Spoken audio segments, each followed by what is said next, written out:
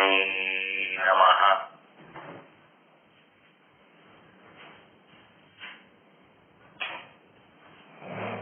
ಅಖಿಲ ಬ್ರಹ್ಮಾಂಡ ಸನಾತನ ಭಾರತೀಯ ಶುದ್ಧ ಬ್ರಹ್ಮಜ್ಞಾನ ಪೀಠದ ವತಿಯಿಂದ ಇವತ್ತಿನ ಬೆಳಗಿನ ಪಾಠಕ್ಕೆ ಉಪಸ್ಥಿತರಿದ್ದಂತ ಎಲ್ಲ ಶುದ್ಧಾತ್ಮರೇ ತಮ್ಮೆಲ್ಲರಿಗೂ ಶರಣು ಶರಣಾರ್ಥಿ, ಶುಭೋದಯ, ಸ್ವಾಗತ. ಇವತ್ತಿನ ಈ ಪಾಠವನ್ನ ಗಾಯನ ಪ್ರಾರಂಭ. ಈ ಗಾಯನವನ್ನ ಶ್ರೀ ಶುದ್ಧ ಬ್ರಹ್ಮನಿಷ್ಠ ಶ್ರೀ ಮಲ್ಲಪ್ಪಣ್ಣ ಹುಲ್ಲೂರವರಿಂದ.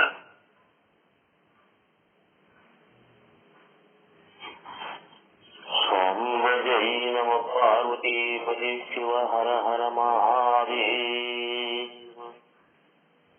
ಓಂ ಶ್ರೀ ಗುರು ಬ್ರಹ್ಮ ಗುರು ವಿಷ್ಣು ಗುರುದೇವೋ ಮಹೇಶ್ವರ ಗುರು ಸಾಕ್ಷಾತ್ ಪರಬ್ರಹ್ಮ ತಸ್ಮೈ ಶ್ರೀ ಗುರುವೇ ನಮಃ.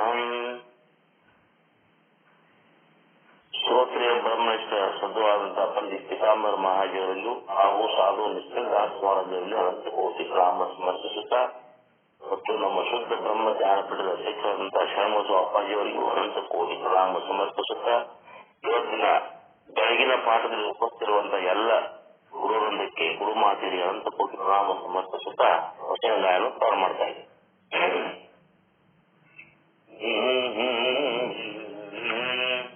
ಅಪ್ಪನು ನಮ್ಮ ಮಾಧಾರ ಚೆನ್ನಯ್ಯ, ಅಪ್ಪನು ನಮ್ಮ ಮಾಧಾರ ಚೆನ್ನಯ್ಯ, ಒಪ್ಪನು ನಮ್ಮ ದೋಹರ ಕತ್ತಯ್ಯ,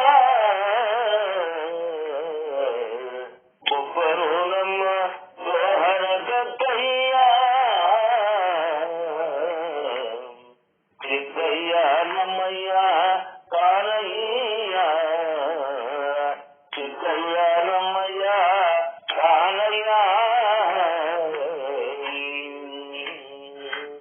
ಅಣ್ಣನು ನಮ್ಮ ಕಿನ್ನರ ಬೊಮ್ಮಯ್ಯ, ಅಣ್ಣನು ನಮ್ಮ ಕಿನ್ನರ ಬೊಮ್ಮಯ್ಯ, ಎನ್ನನೇ ತಕ್ಕರೀರರಿ ಕೂಡಲ ಸಂಗಮ ದೇವ, ಎನ್ನನೇ ತಕ್ಕರೀರರಿ ಕೂಡಲ ಸಂಗಮ ದೇವ, ಅಪ್ಪನು ನಮ್ಮ ಮಾಧಾರ ಚೆನ್ನಯ್ಯ, ಅಪ್ಪನು ನಮ್ಮ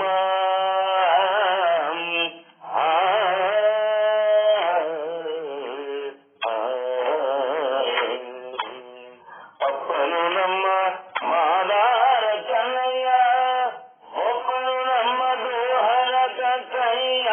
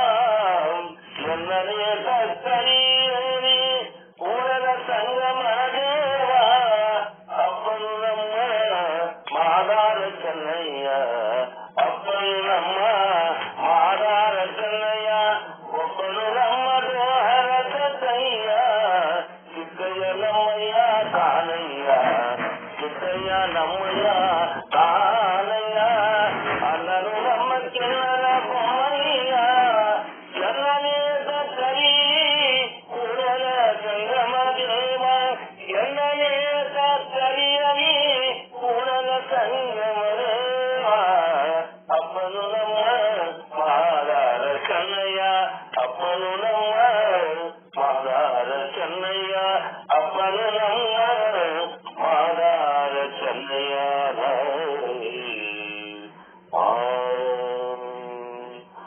ಸಮಾಜಕ್ಕೆ ಕೊಡುವಲ್ಲಿ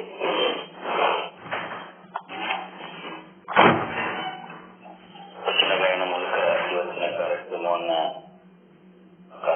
ಚಾಲನೆ ಕೊಟ್ಟಂತ ಶುದ್ಧ ಬ್ರಹ್ಮನಿಷ್ಠ ಶ್ರೀ ಮಲ್ಲಪ್ಪನ ಹುಲ್ಲೂರಿಗೆ ಅನಂತ ಧನ್ಯವಾದಗಳು. ಈಗ ದೋಹಾ ಗಾಯನ. ಓಂ ಶ್ರೀ ಶುದ್ಧ ಬ್ರಹ್ಮಾತ್ಮನೇ ನಮಃ. सजातीय ज्ञान संस्कार ते अध्यास होत सजातीय ज्ञान संस्कार से अध्यास होत सत्य ज्ञान जन्य संस्कार सत्य ज्ञान जन्य संस्कार कोण है दोष को न हेतुता अध्यास विष्टे देखियत दोष को न हेतुता अध्यास विष्टे देखियत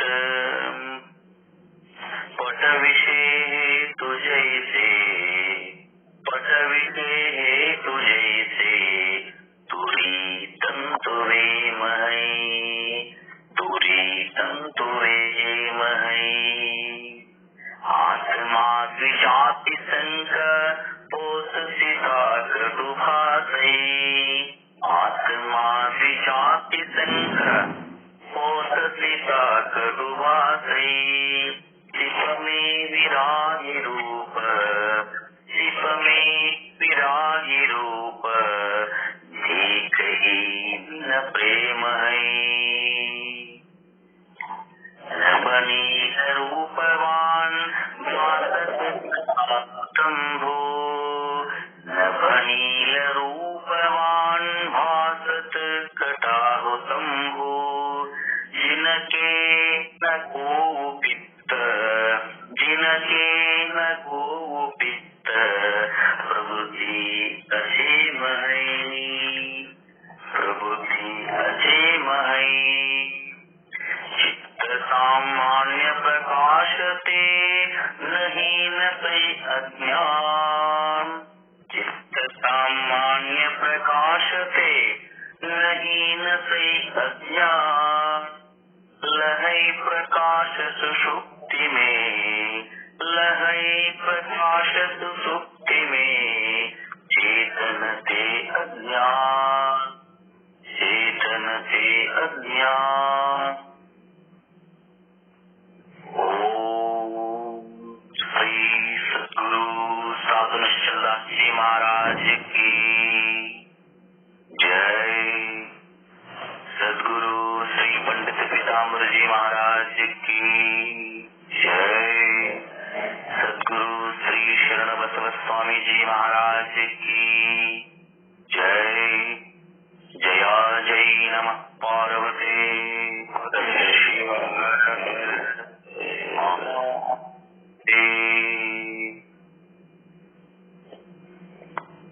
ಓಂ ಶ್ರೀ ಶುದ್ಧ ಬ್ರಹ್ಮಣೇ ನಮಃ. ಇವತ್ತಿನ ಚಿಂತನ ಕಾರ್ಯಕ್ರಮ ಪ್ರಾರಂಭದಲ್ಲಿ ನೆನಹು ಕಾರ್ಯಕ್ರಮ ಮುಖೇನ ನಮ್ಮೆಲ್ಲರಿಗೂ ಉಪದೇಶವನ್ನ ಶುದ್ಧ ಬ್ರಹ್ಮಣ್ಯ ಮಾತೆ ನಾಗರತ್ನಮ್ಮನವರಿಂದ. ಸದ್ಗುರು ಶ್ರೀ ಶುದ್ಧ ಬ್ರಹ್ಮಣೇ ನಮಃ. ಪ್ರಾರಂಭದಲ್ಲಿ ಶುದ್ಧ ಬ್ರಹ್ಮಜ್ಞಾನ ಕರ್ತೃಗಳಾದ ಬ್ರಹ್ಮಲೀನ ಸದ್ಗುರು ಶ್ರೀ ಪಂಡಿತ್ ಪೀತಾಂಬರ್ಜಿಯವರನ್ನು ಹಾಗೂ ಬ್ರಹ್ಮಲೀನ ಸದ್ಗುರು ಶ್ರೀ ಸಾಧು ನಿಶ್ಚಲದಾಸ್ ಜಿಯವರನ್ನು ಎನ್ನ ಹೃದಯದಲ್ಲಿ ಭಕ್ತಿಯಿಂದ ಸ್ಮರಿಸಿಕೊಂಡು ಇಂದಿನ ಈ ಪುಣ್ಯಮಯ ಕಾರ್ಯಕ್ರಮದಲ್ಲಿ ದಿವ್ಯ ಸಾನ್ನಿಧ್ಯವನ್ನು ಅಲಂಕರಿಸಿರುವ ಅಖಿಲ ಬ್ರಹ್ಮಾಂಡ ಸನಾತನ ಭಾರತದ ಶುದ್ಧ ಬ್ರಹ್ಮ ಜ್ಞಾನಪೀಠದ ಸದ್ಗುರುಗಳಾದ ಶ್ರೀ ಶರಣಬಸವ ಅಪ್ಪಾಜಿಯವರ ಶ್ರೀಪಾದಗಳಲ್ಲಿ ನನ್ನ ಅನಂತ ಶಿರಸಾಷ್ಟಾಂಗ ನಮಸ್ಕಾರಗಳನ್ನು ಸಲ್ಲಿಸುತ್ತೇನೆ. ಹಾಗೆಯೇ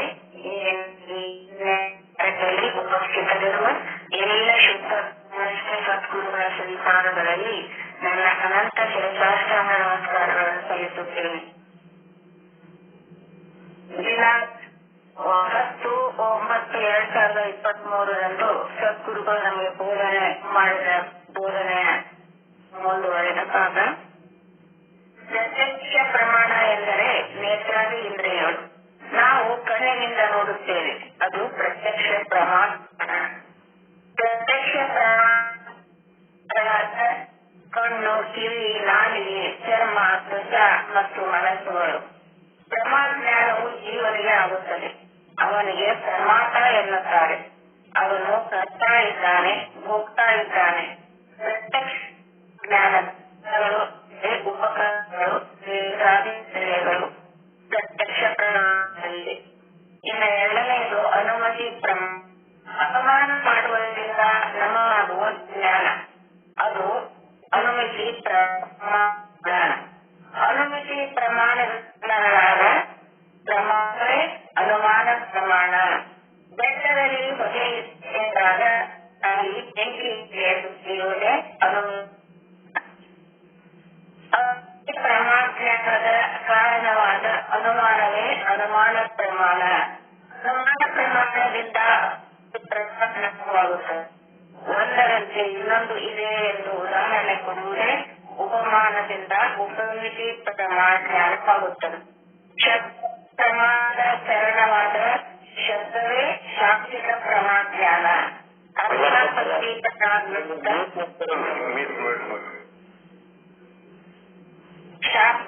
ಶಬ್ದದ ಪ್ರಮಾಣದ ಕರಣವಾದ ಶಬ್ದವೇ ಶಾಬ್ದಿಕ ಪ್ರಮಾಜ್ಞಾನ. ಅರ್ಥಾಪತ್ತಿ ಪ್ರಮಾಜ್ಞಾನದ ಕರಣದ ಅರ್ಥವೇ ಅರ್ಥಾಪತ್ತಿ ಪ್ರಮಾಣ. ಅಭಾವ ಪ್ರಮಾಜ್ಞಾನದ ಕರಣವಾದ ಅನುಪಲಬ್ಧಿಯೇ ಅನುಪಲಬ್ಧಿ ಪ್ರಮಾಣ. ಯುಕ್ತಿಗಳ ಮೂಲಕ ಶ್ರವಣ ಮನನವಾಗಬೇಕು. ಶ್ರೋತ್ರಿಯರಿಂದ ಜ್ಞಾನಕ್ಕೆ ಶ್ರೋತ್ರ ಪ್ರಮ ಎನ್ನುತ್ತಾರೆ. ಸ್ವಜೇಂದ್ರಿಯದಿಂದ ಜನ್ಯವಾದ ಯಥಾರ್ಥ ಜ್ಞಾನಕ್ಕೆ ಸ್ವಚಾಪ್ರಮ ಎನ್ನುತ್ತಾರೆ. ನೇತ್ರೇಂದ್ರಿಯ ಜನ್ಯವಾದ ಯಥಾರ್ಥ ಜ್ಞಾನಕ್ಕೆ ಶಾಸ್ತ್ರ ಪ್ರಮ ಎನ್ನುತ್ತಾರೆ. ರಸನೇಂದ್ರಿಯ ಯಥಾರ್ಥಕ್ಕೆ ರಹಸ್ಯ ಎನ್ನುತ್ತಾರೆ.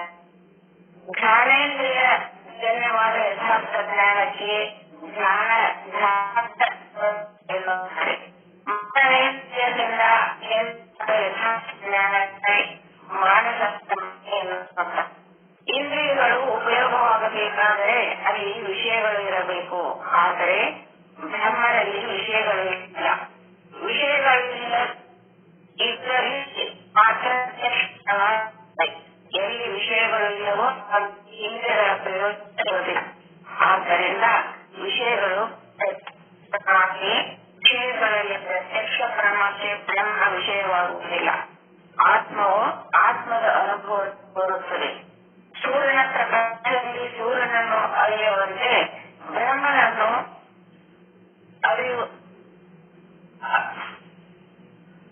ಅರಿಯುವನಾಗಿದ್ದಾನೆ, ನಿರಾಕಾರನಾಗಿದ್ದಾನೆ,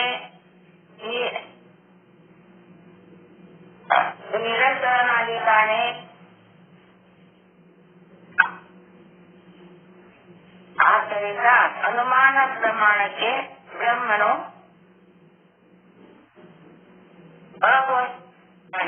ಉಪಮಾನ ಪ್ರಮಾಣ ಅರಿವಿನ ಉಪಮಿತಿ. ವಸ್ತು ಉಪಮಿತಿ. ಬ್ರಹ್ಮ ವಸ್ತುವಿನಂತೆ ಇನ್ನೊಂದು ವಸ್ತುವು ಇಲ್ಲ. ಆದ್ದರಿಂದ ಉಪಮಾನ ಪ್ರಮಾಣದಿಂದ ವಸ್ತು ಅಲ್ಲ. ಬ್ರಹ್ಮವು ವಿಷಯ ಏಕೆಂದರೆ ಶಬ್ದವಾಗಿ. ಆದ್ದರಿಂದ ಶಬ್ದ ಪ್ರಮಾಣಕ್ಕೆ ಬ್ರಹ್ಮವು ಇಳಿಯುವುದಿಲ್ಲ, ಅವಿಷಯವಾಗಿದ್ದಾನೆ. ಇನ್ನು ಅದರದು ಅರ್ಥ. ದೃಢಕಾರನಾದ ವ್ಯಕ್ತಿಯನ್ನು ತೋರಿಸಿ ಈತನು ಹಗಲು ಹೊತ್ತಿನಲ್ಲಿ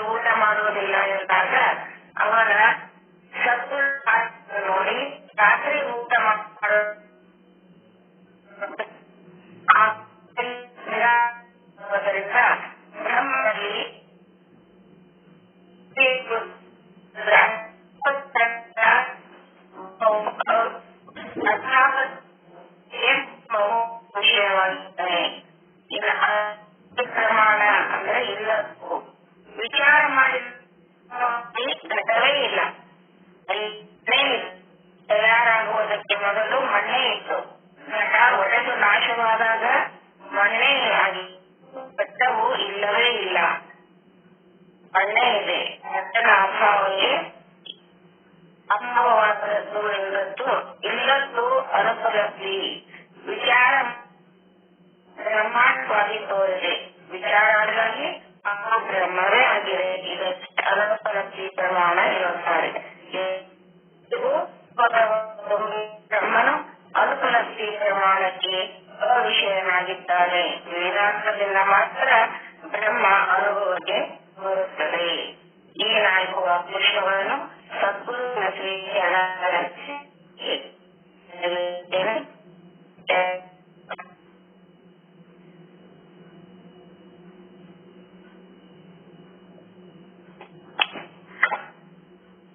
ಸದ್ಗುರುಗಳ ಉಪದೇಶಾಮೃತವನ್ನ ನೆಲವು ಮಾಡಿಕೊಟ್ಟ ಶುದ್ಧ ಬ್ರಹ್ಮನೇ ಮಾತೆ ನಾಗರತ್ನಮ್ಮ ಅಮ್ಮನವರಿಗೆ ಅನಂತ ಧನ್ಯವಾದಗಳು.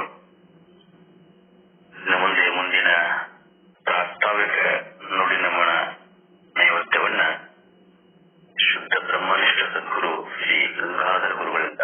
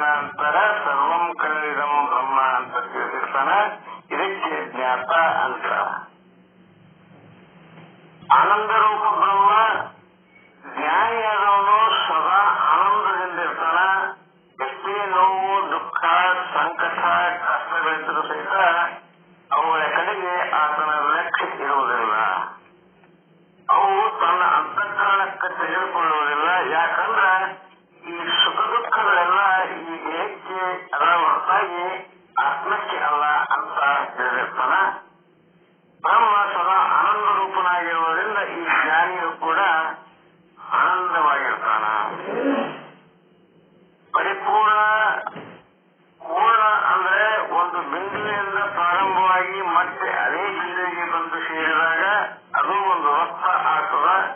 ಹಾಗೆ ಇರುವ ವೃತ್ತಕ್ಕೆ ಕೊನೆ ಮೊದಲಿಲ್ಲ. ಅದು ಪೂರ್ಣ ವೃತ್ತ ಅಂತಾರೆ.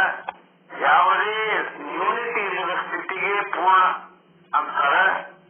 ಆ ಭಕ್ತಿ ಜ್ಞಾನ ಐಶ್ವರ್ಯ ಶಕ್ತಿ ಎಲ್ಲವನ್ನೂ ಒಳಗೊಂಡು ಇಡೀ ಬ್ರಹ್ಮಾಂಡವನ್ನೇ ವ್ಯಾಪಿಸಿಕೊಂಡಂತಹ ಬ್ರಹ್ಮ ಪರಿಪೂರ್ಣನಿದ್ದಾನೆ. ಯಾವ ಜ್ಞಾನಿ ಮನುಷ್ಯ ರೋಮಗಳಲ್ಲಿ ಕಣಗಳಲ್ಲಿ ಬ್ರಹ್ಮನನ್ನೇ ತಂದುಕೊಂಡಿರುವುದೋ ಅವನೇ ಪೂರ್ಣ ಬ್ರಹ್ಮ. ಇವರ ಸ್ಥಿತಿ ಹೇಗಿರ್ತದ ಅಂದ್ರ ಪೂರ್ಣವಾಗಿರ ಹಣ್ಣು ಇನ್ನೇನು ದೊಡ್ಡ ಕಳಚಿ ಬೇರೆ ಸ್ಥಿತಿಯಲ್ಲಿರ್ತದ. ಇದುವೇ ಪೂರ್ಣ ಬ್ರಹ್ಮಸ್ಥಿತಿ. ಈ ಸ್ಥಿತಿ ಎಲ್ಲಾ ಕಾಲದಲ್ಲಿ ಎಲ್ಲಾ ದೇಶದಲ್ಲಿ ಇರುವುದರಿಂದ ಪೂರ್ಣ ಬ್ರಹ್ಮ ಅಂತ ಹೇಳ್ತಾರೆ. ಸದ್ರೂಪ ಬ್ರಹ್ಮ ಇದು ಸಾಮಾನ್ಯ ರೂಪ ಜ್ಞಾನ. ಈ ಸದ್ರೂಪ ಬ್ರಹ್ಮ ಜ್ಞಾನಿ ಅಜ್ಞಾನಿ ಇಬ್ಬರಲ್ಲಿಯೂ ಇರ್ತಾನ. ಜ್ಞಾನಿ ತನ್ನ ಸ್ವರೂಪವನ್ನ ಅರಿತಿರ್ತಾನ, ಅಜ್ಞಾನಿ ತನ್ನ ಸ್ವರೂಪವನ್ನು ಅರಿಯದೆ ಮರಳಿನಲ್ಲಿರ್ತಾನೆ. ನೋಡುವಿಕೆ ಶಾಶ್ವತವಲ್ಲ, ಇರುವ ವಸ್ತು ಶಾಶ್ವತ. ಯಾವುದು ನಮ್ಮ ಕಣ್ಣಿಗೆ ಕಾಣುತ್ತದ ಅದು ಶಾಶ್ವತವಾದದ್ದು.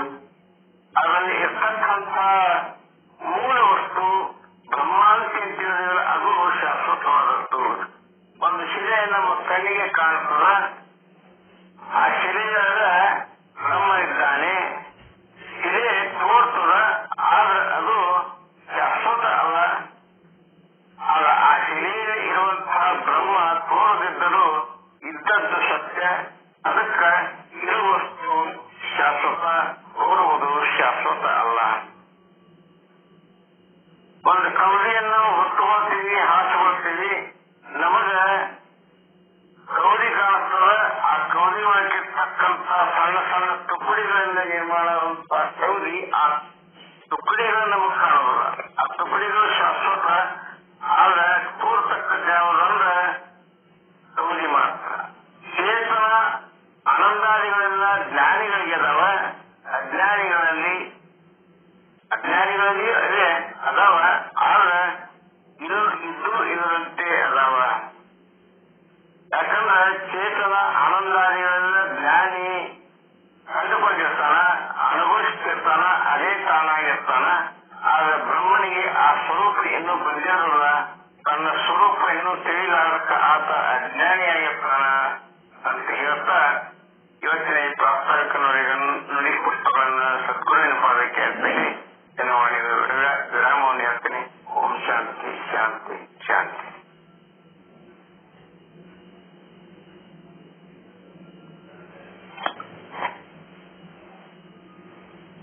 ನಿನ್ನೆ ಗುರುಗಳು ಉಪದೇಶವನ್ನು ಮಾಡಿದಂತ ಉಪದೇಶಾಮೃತವನ್ನ ತಮ್ಮ ಪ್ರಾಸ್ತಾವಿಕ ನುಡಿ ನಮನ ಮೂಲಕ ಶುದ್ಧ ಬ್ರಹ್ಮಶ್ರ ಸದ್ಗುರು ಶ್ರೀ ಗಂಗಾಧರ ಯಲಮಂಚಿ ಗುರುಗಳಿಗೆ ಅನಂತ ಧನ್ಯವಾದಗಳು. ಈಗ ಅಖಿಲ ಬ್ರಹ್ಮಾಂಡ ಸನಾತನ ಭಾರತೀಯ ಶುದ್ಧ ಬ್ರಹ್ಮಜ್ಞಾನ ಪೀಠ ರಾಯಚೂರು ಪೀಠಾಧಿಪತಿಗಳಾಗಿರ್ತಕ್ಕಂಥ ಪರಮ ಪೂಜ್ಯ ಶುದ್ಧ ಬ್ರಹ್ಮನಿಷ್ಠ ಸದ್ಗುರು ಶ್ರೀ ಶರಣಬಸವ ಮಹಾಸ್ವಾಮೀಜಿ ಇನಾಮದಾರ್ ಹಿರೇಮಠ್ ಪೂಜ್ಯರಿಂದ ಈಗ ಪೂಜ್ಯರು ತಮ್ಮ ಅನುಭವದ ಉಪದೇಶಾಮೃತವನ್ನ ದಯಪಾಲಿಸಬೇಕು ಅಂತ ಹೇಳಿ ಪ್ರಾರ್ಥನೆ. ಒಂದು ಹಾಡ್ರಿ ಯಾರು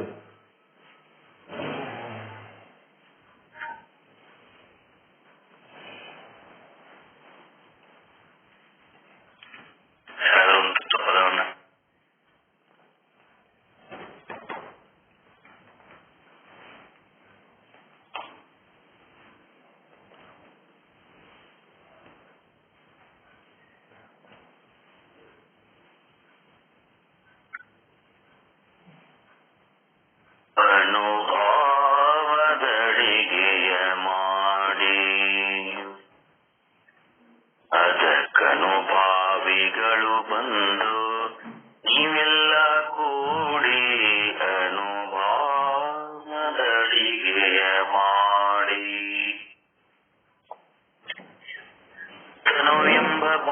ಪಾಂಡವ ತೊಳೆದು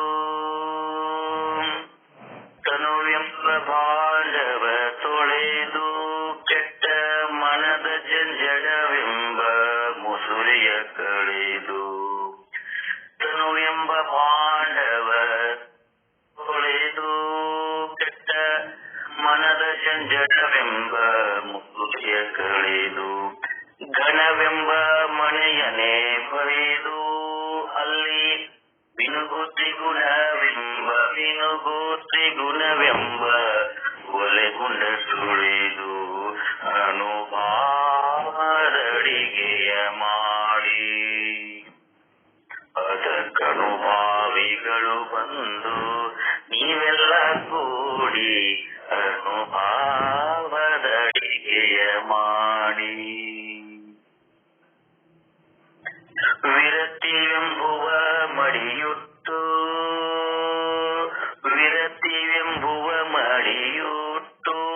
ಪೂರ್ಣ ಹರಭಕ್ತಿಯಂಬ ನೀರನೆ ಹೆಸರಿಟ್ಟು ವಿರತಿಯೆಂಬುವ ಮಡಿಯುಟ್ಟು ಪೂರ್ಣ ಹರಭಕ್ತಿಯಂಬ ನೀರನೆ ಹೆಸರಿಟ್ಟು ಅರಿವೆಂಬ ಬೆಂಕಿಯ ಕೊಟ್ಟು ಮಾಯಾ ಮರವೆಂಬುವ ಕಾಷ್ಟಗಳೆಲ್ಲವ ಸೂಟು ಅನುಭಾವದಡಿಗೆಯ ಮಾಡಿ ಅದಕ್ಕನುಭಾವಿಗಳು ಬಂದು ನೀವೆಲ್ಲ ಕೂಡಿ ಅನುಭಾವದಡಿಗೆಯ ಮಾಡಿ ಪರವೆಂಬ ಸಾಮಗ್ರಿಗೂಡಿ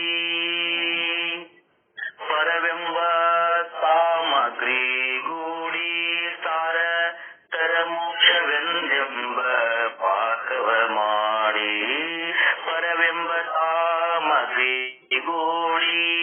ಸಾರ ತರಮೋಕ್ಷವೆಂದೆಂಬ ಪಾಕವ ಮಾಡಿ ಹರ ಶರಣರು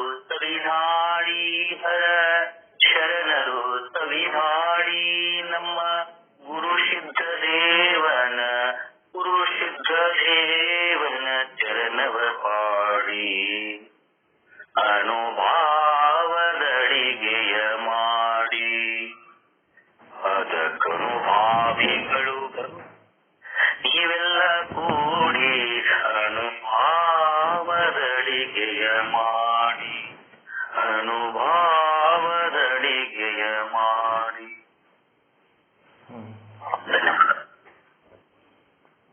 ಈಗ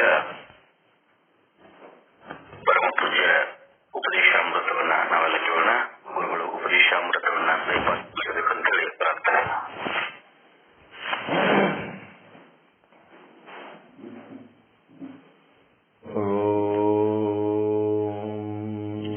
ಸದ್ಗುರು ಶ್ರೀ ಶುದ್ಧ ಬ್ರಹ್ಮಣೇ ನಮಃ. ಸಮಸ್ತ ಶುದ್ಧ ಬ್ರಹ್ಮ ಸ್ವರೂಪರಲ್ಲಿ ಅನಂತ ಅನಂತ ಪ್ರಣಾಮಗಳು.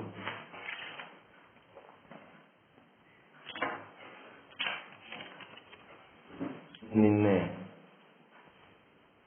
ಸಂಜಯ ಪಾಠದಲ್ಲಿ ಭಗವದ್ಗೀತೆಯ ಶ್ಲೋಕಗಳನ್ನ ಹೇಳುವಾಗ ಅದರ ಅರ್ಥವನ್ನ ತಿಳ್ಕೋಬೇಕನ್ನಂತ ಜಿಜ್ಞಾಸೆ ಉಂಟಾಗಿತ್ತು.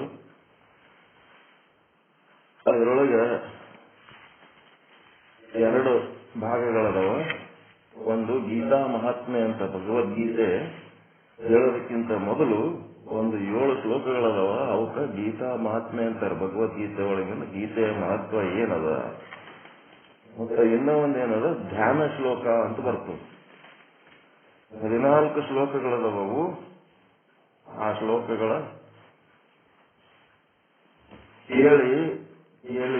ಹೇಳಿ ನನಗ ತಲೆ ಬ್ಯಾಸರ ಇಟ್ಟಿತ್ತು. ಎಷ್ಟು ದಿವಸದಿಂದ ಕೇಳಿನಿ ಅಂತಂದ್ರ ನಾ ಸಣ್ಣ ಹುಡುಗಿದ್ದಾಗ ನಡೆದು ಕೇಳಿನಿ ಏನ್ರಿ. ಮನ್ಯಾಗ ಮಲ್ಕೊಂಡಾಗ ಮುಂಜಾನೆ ಎದ್ದು ಜಗ್ಗಿ ದನಿ ತೆಗೆದು ಶ್ಲೋಕ ಅನ್ನೋರು ನಮ್ಮ ಅಪ್ಪ ಅವರು ಈ ಶ್ಲೋಕಗಳು 14 ಶ್ಲೋಕಗಳಂತಿದ್ರು ಮುಂಜಾನೆ. ಅದರ ಅರ್ಥ ಹೇಳಿದ್ರೆ ಹೇಳ್ತಿದ್ದಿಲ್ಲ. ಏನೂ ಅರ್ಥಗಳು ಸರಿಯಾಗಿ ಹೇಳಲಿಲ್ಲ. ಇದು ಹಿಂಗೆ ಇದ್ದಂಗೆ ಕಾಣುತ್ತೆ ಸಿಸ್ಟಮ್ ಅಂತ ಹೇಳಿ ಹಂಗೆ ಕೇಳಿ ನಾವು ಹಾಕೊಂಡೇವೆ ಅಷ್ಟೇ, ನಿದ್ದೆ ಮಾಡಿದೆವು. ನೀನು ಎಲ್ಲರೂ ನಿನ್ನೆ ತನಕ ಕೇಳಿದ್ರಿ, ಆದ್ರೆ ಒಬ್ಬರು ಮಹಾತ್ಮರು ಬಂದವತ್ತು ತಿಳಿದ್ರ ಹೇಳ್ರಿ, ತಿಳಿಲಾರ್ದ ಶ್ಲೋಕಗಳು ಎದಕ್ಕೆ ಹೇಳ್ತಾರೆ ಅಂತ ಹೇಳಿ ಧ್ಯಾನಿಸ್ಬಿಟ್ರು ನೋಡ್ರಿ. ಅದು ಬರ್ಬೇಕು, ಅಂತದೊಂದು ಟೈಮ್ ಬಂದಾಗೆ ಅದು ಸರಿ ಹೋಗ್ತದ. ನಾನು ಕೇಳ್ತಾ ಇದ್ದ, ಇವರು ನಾಗರತ್ನಮ್ಮ ಅವ್ರು ಹೇಳಾಗ್ನು ಕೇಳ್ತಿದ್ದೆ, ಅದರ ಅರ್ಥ ತಿಳ್ಕೋಬೇಕು, ಯಾವಾಗ ತಿಳ್ಕೋಬೇಕಂತ ಟೈಮ್ ಬಂದಿದ್ದಿಲ್ಲ. ಅದು ನಿಮ್ಗ ಎಲ್ಲರಿಗೂ ಕೆಲವೊಂದ್ ಸಾರಿ ಅನ್ಸಿರ್ಬೇಕು ಈ ಶ್ಲೋಕಗಳ ಅರ್ಥನೇ ಗೊತ್ತಿಲ್ಲ ಅಂತ. ಆದ್ರೂ ಅದು ಯಾವ ಸಮಯದಲ್ಲಿ ಆ ಜ್ಞಾನ ಬರ್ಬೇಕು ಅದೇ ಸಮಯದಲ್ಲೇ ಬರ್ತದೆ. ನಾವು ಯಾವಾಗಾರ ಏನೇನು ಮಾಡ್ತೀವಿ ಅಂದ್ರೆ ಆಗಂಗಿಲ್ಲ ಅದು. ಅದಕ್ಕೆ ಒಂದು ಭಾಗದ ಅರ್ಥ ಹೇಳ್ತೀನಿ, ಅದರದ್ದು ಗೀತಾ ಮಹಾತ್ಮೆಯ 7 ಶ್ಲೋಕಗಳ ಅರ್ಥ ಹೇಳ್ತೀನಿ ಸಂಕ್ಷಿಪ್ತವಾಗಿ. ಮತ್ತೆ ಇನ್ನು ಉಳಿದ ಅರ್ಧ ಶ್ಲೋಕಗಳು 7 ಶ್ಲೋಕಗಳು ಜ್ಞಾನ ಶ್ಲೋಕದ್ದು ಆಮೇಲೆ ನಾಳೆ ನಾಡ್ದು ಯಾವಾಗಾರ ಹೇಳము. 1ನೇ ಶ್ಲೋಕ ಹೇಳ್ರಿ, ಇದು ಏನದ ಅಮ್ಮ ನಾಗರತ್ನಮ್ಮ? ಓಂ ಗೀತಾ ಶಾಸ್ತ್ರಂ ಇದಂ ಪುಣ್ಯಂ. ಒಂದು ಶ್ಲೋಕ ಹೇಳ್ರಿ, ಒಂದು ಅರ್ಥ ಹೇಳ್ತೀನಿ, 5 ನಿಮಿಷ ಮುಗೀತು.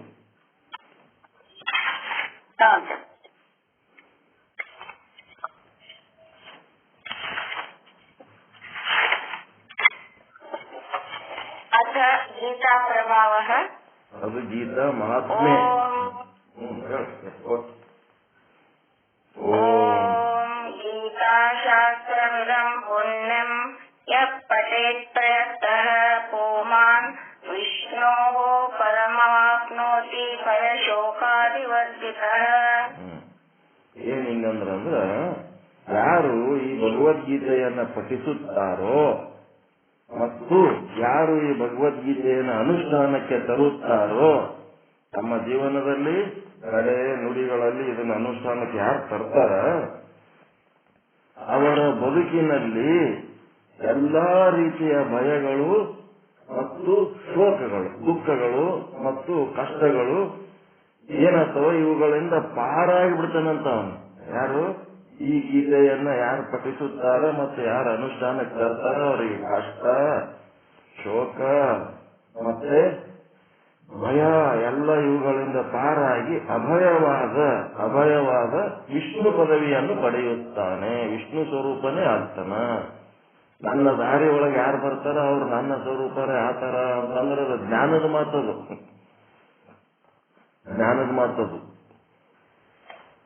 ಅದಕ್ಕೆ ವಿಷ್ಣು ಪದವಿಯನ್ನೇ ಪಡೆಯುತ್ತಾನೆ. ಇದರ ಅರ್ಥ ಗೊತ್ತಾಯ್ತರ? ಯಾರು ಗೀತೆಯನ್ನು ಪಠಿಸುತ್ತಾರೋ, ಯಾರು ಗೀತೆಯನ್ನು ಅನುಷ್ಠಾನಕ್ಕೆ ತರುತ್ತಾರೋ ಅವರ ಬದುಕಿನಲ್ಲಿ ಎಲ್ಲಾ ರೀತಿಯ ಭಯ, ಶೋಕ, ಕಷ್ಟಗಳಿಂದ ಪಾರಾಗಿ ಅಭಯವಾದ ವಿಷ್ಣು ಪದವಿಯನ್ನೇ ಪಡೆಯುತ್ತಾರೆ. ಇದು ಒಂದರ್ಥ. ನೆಕ್ಸ್ಟ್ ಶ್ಲೋಕ. 2ನೇ ಶ್ಲೋಕ. ಗೀತಾಧ್ಯಯನಶೀಲಶ್ಚ ಪ್ರಾಣಾಯಾಮ ಪರಸ್ಯ ಚ ನೈವ ಸಂತಿ ಪಾಪಾನಿ ಪೂರ್ವಜನ್ಮ ಕೃತಾನಿ ಚ.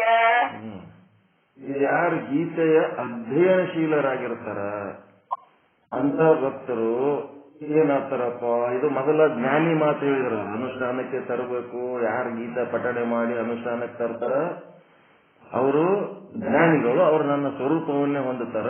ಇಲ್ಲಿ ಭಕ್ತರಿಗೆ ಹೇಳ್ತಾರೆ, ಅವರು ಗೀತೆಯ ಅಧ್ಯಯನಶೀಲ ಭಕ್ತರಿಗೆ.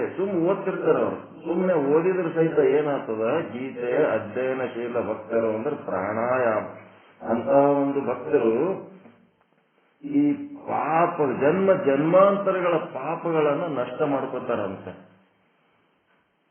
ಹೇಗದ ನೋಡ್ರಿ, ಪಾಪ ನಷ್ಟ ಆಗ್ಬೇಕು ಅಂದ್ರೆ ವಾಸನಾ ಕ್ಷಯ ಆಗ್ತದ. ಎದರಿಂದ?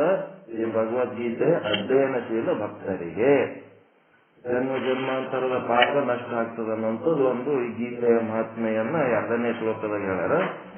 ಮುಂದೆ 3ನೇ ಶ್ಲೋಕ. 3ನೇ ಶ್ಲೋಕ. ಮಲ ನಿರ್ಮೋಚನಂ ಪೂಸಾಂ ಜಲ ಸ್ನಾನಂ ದಿನೇ ದಿನೇ ಸಕೃತ್ ಗೀತಾಂಬತಿ ಸ್ನಾನಂ ಸಂಸಾರ ಮಲನಾಶನಂ. ನಿತ್ಯ ಜಲಸ್ನಾನ ಮಾಡೋದ್ರಿಂದ ಏನಾಗ್ತದ, ಶರೀರದ ಮಾಲಿನ್ಯ ಹೆಂಗೆ ಕಳ್ಕೊತೀವಿ, ನೀರಿನ ಸ್ನಾನ ಮಾಡಿ ನಾವು ಶರೀರದ ಮಾಲಿನ್ಯ ಹೆಂಗೆ ಕಳ್ಕೊತೀವಿ, ಅದೇ ರೀತಿ ಪ್ರತಿನಿತ್ಯ ಗೀತಾ ಪಾರಾಯಣ ಅಧ್ಯಯನ ಮಾಡೋರು ಬೇರೆ, ಇದು ಮತ್ತೆ ಪಾರಾಯಣ ಮಾಡೋರಿಗೆ ಹೇಳ್ಯಾರ. ಭಗವದ್ಗೀತೆ ಸುಮ್ಮನೆ ಪಾರಾಯಣ ಸುಮ್ಮನೆ ಓದ್ಕೊತಿದ್ರೆ ಸಾಕು, ಐಹಿಕ ಮಾಲಿನ್ಯ ನಾಶ ಆಗ್ತದ. ಐಹಿಕ ಮಾಲಿನ್ಯ ಅಂತಂದ್ರ ಈ ಸಂಸಾರದ ಕಡೆ ಎಳಿತದಲ್ಲ, ನಮ್ಮ ಒಳಗಿನ ವಾಸನೆಗಳು ಅದು ನಾಶ ಆಗಿ ಆರಾಮಿರ್ತದ. ಅದರ ದುಃಖ ಕಷ್ಟ ಏನು ಇರಂಗಿಲ್ಲ. ಅದಕ್ಕೆ ಐಹಿಕ ಮಾಲಿನ್ಯ ಅಂದ್ರ ಈ ಕಡೆ ಬೆಳಕಿನ ಕಡೆ ಹೋಗ್ಲಕ್ಕವಲ್ಲ, ಬರೇ ಕತ್ತಲ ಕಡೆ ಹೋಗ್ಬೇಕನ್ನೋದೇ ಮನಸ್ಸು ಆ ಕಡೆ ಹರಿತಿರ್ತದಲ್ಲ, ಅದೇ ಐಹಿಕ ಮಾಲಿನ್ಯ. ರೊಕ್ಕ ರೂಪಾಯಿ ಬಂಗಾರ ಸಂಸಾರ ಏನು ಅದಕ್ಕೆ ಜಗಿತದಲ್ಲ, ಅದೇ ಮಾಲಿನ್ಯ. ವಲಸಿನ ಕಡೆ ಅದೇನೋ ಹಂದಿಗೆ ಕೆಸರಿನ ಕಡೆ ರಜ್ಜಿನ ಕಡೆ ಹೆಂಗ್ ಜಗತ್ತದ ಹಂಗ್ ಜಗತ್ತಿರ್ತದ, ಅದು ಕಡಿಮೆ ಆಗ್ತದ. ಇದು ಸುಮ್ನೆ ಪಾರಾಯಣ ಮಾಡ್ತಿದ್ರೆ ಹಂಗೆ. ನೆಕ್ಸ್ಟ್ 4ನೇ ಶ್ಲೋಕ. 4ನೇ ಶ್ಲೋಕ. ಗೀತಾ ಸುಗೀತಾ ಕರ್ತವ್ಯ ಕಿಮನೈಃ ಶಾಸ್ತ್ರ ವಿಸ್ತರೈಃ ಯಾ ಸ್ವಯಂ ಪದ್ಮನಾಭಸ್ಯ ಮುಖ ಪದ್ಮಾನ್ವಿನಿಶ್ರುತ. ಹಿಂಗಂದ್ರೆ ಏನಂತಂದ್ರ ಈ ಭಗವದ್ಗೀತೆ ಹೆಂಗದಪ್ಪ ಅಂತಂದ್ರೆ ಎಲ್ಲರೂ ತಲೆ ಮೇಲೆ ಇಟ್ಕೊಂಡಾರ. ಇಡೀ ಜಗತ್ತಿನ ಜನರು ಎಲ್ಲರೂ ತಲೆ ಮೇಲೆ ಇಟ್ಕೊಂಡಾರ ಇದನ್ನ. ಯಾಕಂದ್ರೆ ಸಾಕ್ಷಾತ್ ಭಗವಂತನ ಬಾಯಿಯಿಂದ ಬೋಧಿಸಿದ ಈ ಗೀತೆ. ಇದು ಸಾಕ್ಷಾತ್ ಭಗವಂತ ತನ್ನ ಮುಖದಿಂದ ಹೇಳಿದಂತ ಗೀತೆ ಇದು.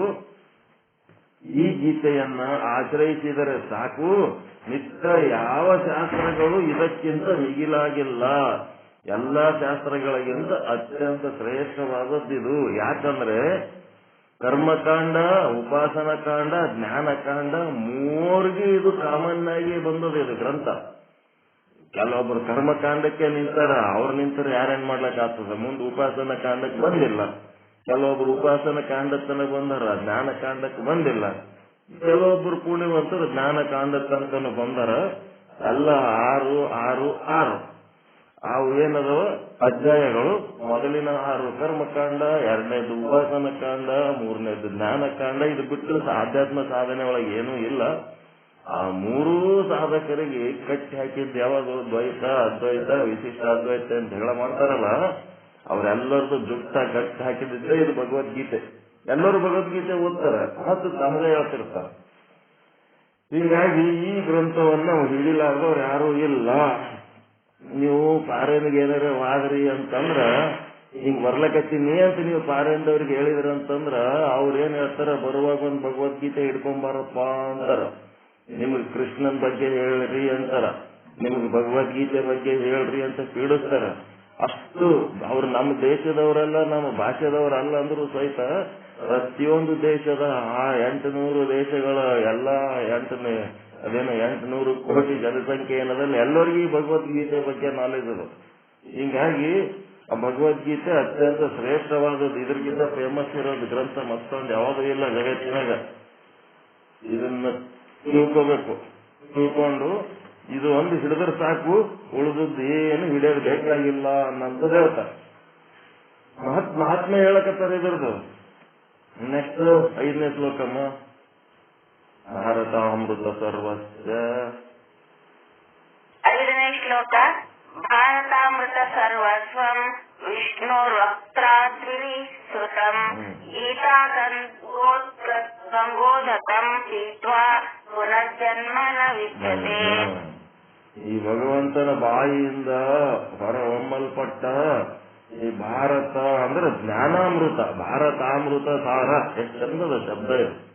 ಭಾರತಾಮೃತ ಸಾರ ಅಂತಂದ್ರ ಇದು ಜ್ಞಾನ. ಇದು ಜ್ಞಾನಾಮೃತ ಸಾರ, ಶುದ್ಧ ಬ್ರಹ್ಮ ಜ್ಞಾನಾಮೃತ ಸಾರ. ಇದು ಈ ಜ್ಞಾನಾಮೃತ ಸಾರದ ಸರ್ವಸ್ವ ರೂಪ. ಅಷ್ಟು ಈ ಜಗತ್ತಿನಾಗ ಎಷ್ಟು ಜ್ಞಾನ ಅದ ಎಲ್ಲದಕ್ಕೂ ಸರ್ವಸ್ವವಾದಂತ ರೂಪ ಈ ಭಗವದ್ಗೀತೆ ಅದ. ಇದರ ಸಾರವನ್ನ, ಈ ಜ್ಞಾನ ಗಂಗೆಯನ್ನ ಯಾರು ಪಾನ ಮಾಡುತ್ತಾರೋ ಅವ್ರಿಗೇನಾಗಲ್ಲ ಅಂತ ಹೇಳ್ತಾರ, ಪುನರ್ಜನ್ಮದ ಭಯ ಇಲ್ಲ. ಇನ್ನೊಂದು ಜನ್ಮ ಹುಟ್ಟಿ ಬರ್ತೀನಿ, ಏನಾಗಿ ಹುಟ್ಟಿ ಬರ್ತೀನೋ, ಎಲ್ಲಿ ಹುಟ್ಟತೀನೋ, ಈ ಯಾವುದು ಭಯನೇ ಇಲ್ಲ ಅವನಿಗೆ. ಹಂಗೆ ಪುನರ್ಜನ್ಮದ ಭಯ ಇಲ್ಲ.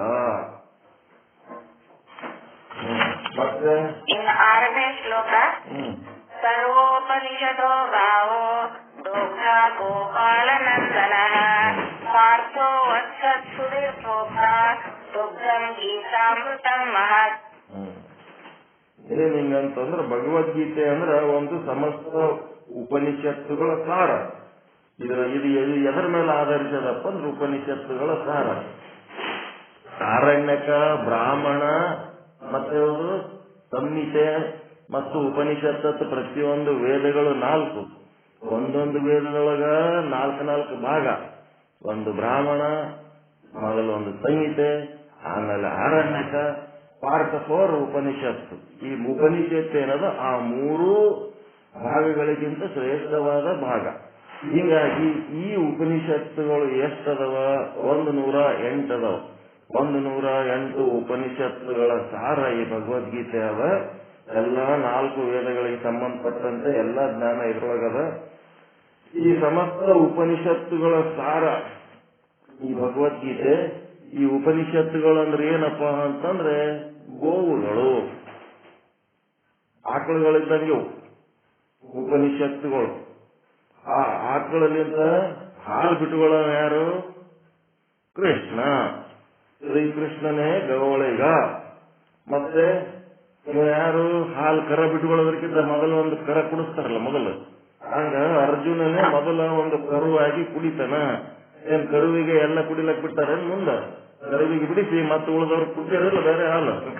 ಹಂಗ ಇಡೀ ಜಗತ್ತಿನ ಬ್ರಹ್ಮಜ್ಞಾನಿಗಳು ಏನದಾರ ಅವರೆಲ್ಲರೂ ಈ ಅರ್ಜುನ ಎಂಬ ಕರು ಮೊದಲು ಕುಡಿದ ಮೇಲೆ ಉಳಿದವರೆಲ್ಲ ಮಹಾತ್ಮರು ಅದನ್ನ ಕುಡಿತಾರೆ. ಸಂತರು ಮಹಾತ್ಮರು ಈಗ ಸೇವಿಸ್ತಾರೆ. ಭಗವದ್ಗೀತೆ ಅಂದರೆ ಸಮಸ್ತ ಉಪನಿಷತ್ತುಗಳ ಸಾರ.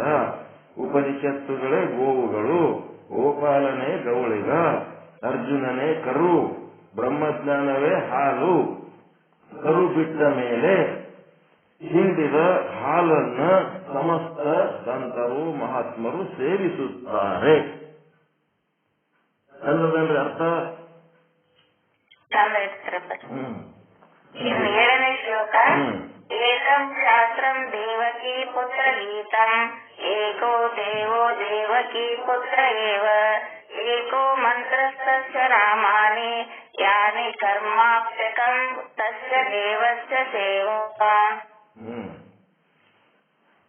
ಏನದಪ್ಪ ಅಂದ್ರೆ ಇಡೀ ಜಗತ್ತಿಗೆ ಇದು ಒಂದೇ ಒಂದು ಧರ್ಮ ಗ್ರಂಥ. ಅಖಂಡವಾದ ಎಲ್ಲಾ ದೇಶಗಳಿಗೆ ಇದು ಒಂದೇ ಧರ್ಮ ಗ್ರಂಥ ಭಗವದ್ಗೀತೆ. ಮತ್ತ ಇಡೀ ಜಗತ್ತಿಗೆ ಒಬ್ಬನೇ ಒಬ್ಬ ಜಗದ್ಗುರು ಶ್ರೀಕೃಷ್ಣ. ಇಡೀ ಜಗತ್ತಿಗೆ ಒಂದೇ ಒಂದು ದೈವ ಸ್ವರೂಪ. ಅದ್ಯಾವುದು? ಆತ್ಮ, ಬ್ರಹ್ಮ. ಅದೇ ಒಂದು ಜಗತ್ತಿಗೆ. ಮತ್ತೆ ಕೃಷ್ಣನ ನಾಮಸ್ಮರಣೆಯೇ ಮಂತ್ರ, ಕೃಷ್ಣನ ಸೇವೆಯೇ ಕರ್ಮ ಕರ್ತವ್ಯ ಅಂತ ಹೇಳ್ತಾರೆ. ಇಡೀ ಜಗತ್ತಿಗೆ ಒಂದೇ ಒಂದು ಧರ್ಮ ಗ್ರಂಥ, ಅದು ಭಗವದ್ಗೀತೆ. ಜಗದ್ಗುರು ಯಾರು? ಕೃಷ್ಣ. ಮತ್ತೆ ದೈವ ಸ್ವರೂಪ ಯಾವುದು? ಆತ್ಮ. ನಾನು ಅಂತನಲ್ಲ ಕೃಷ್ಣ, ಲಕ್ಷಾರ್ಥದ ನಾನು. ಅದೇ ಆತ್ಮತತ್ವ.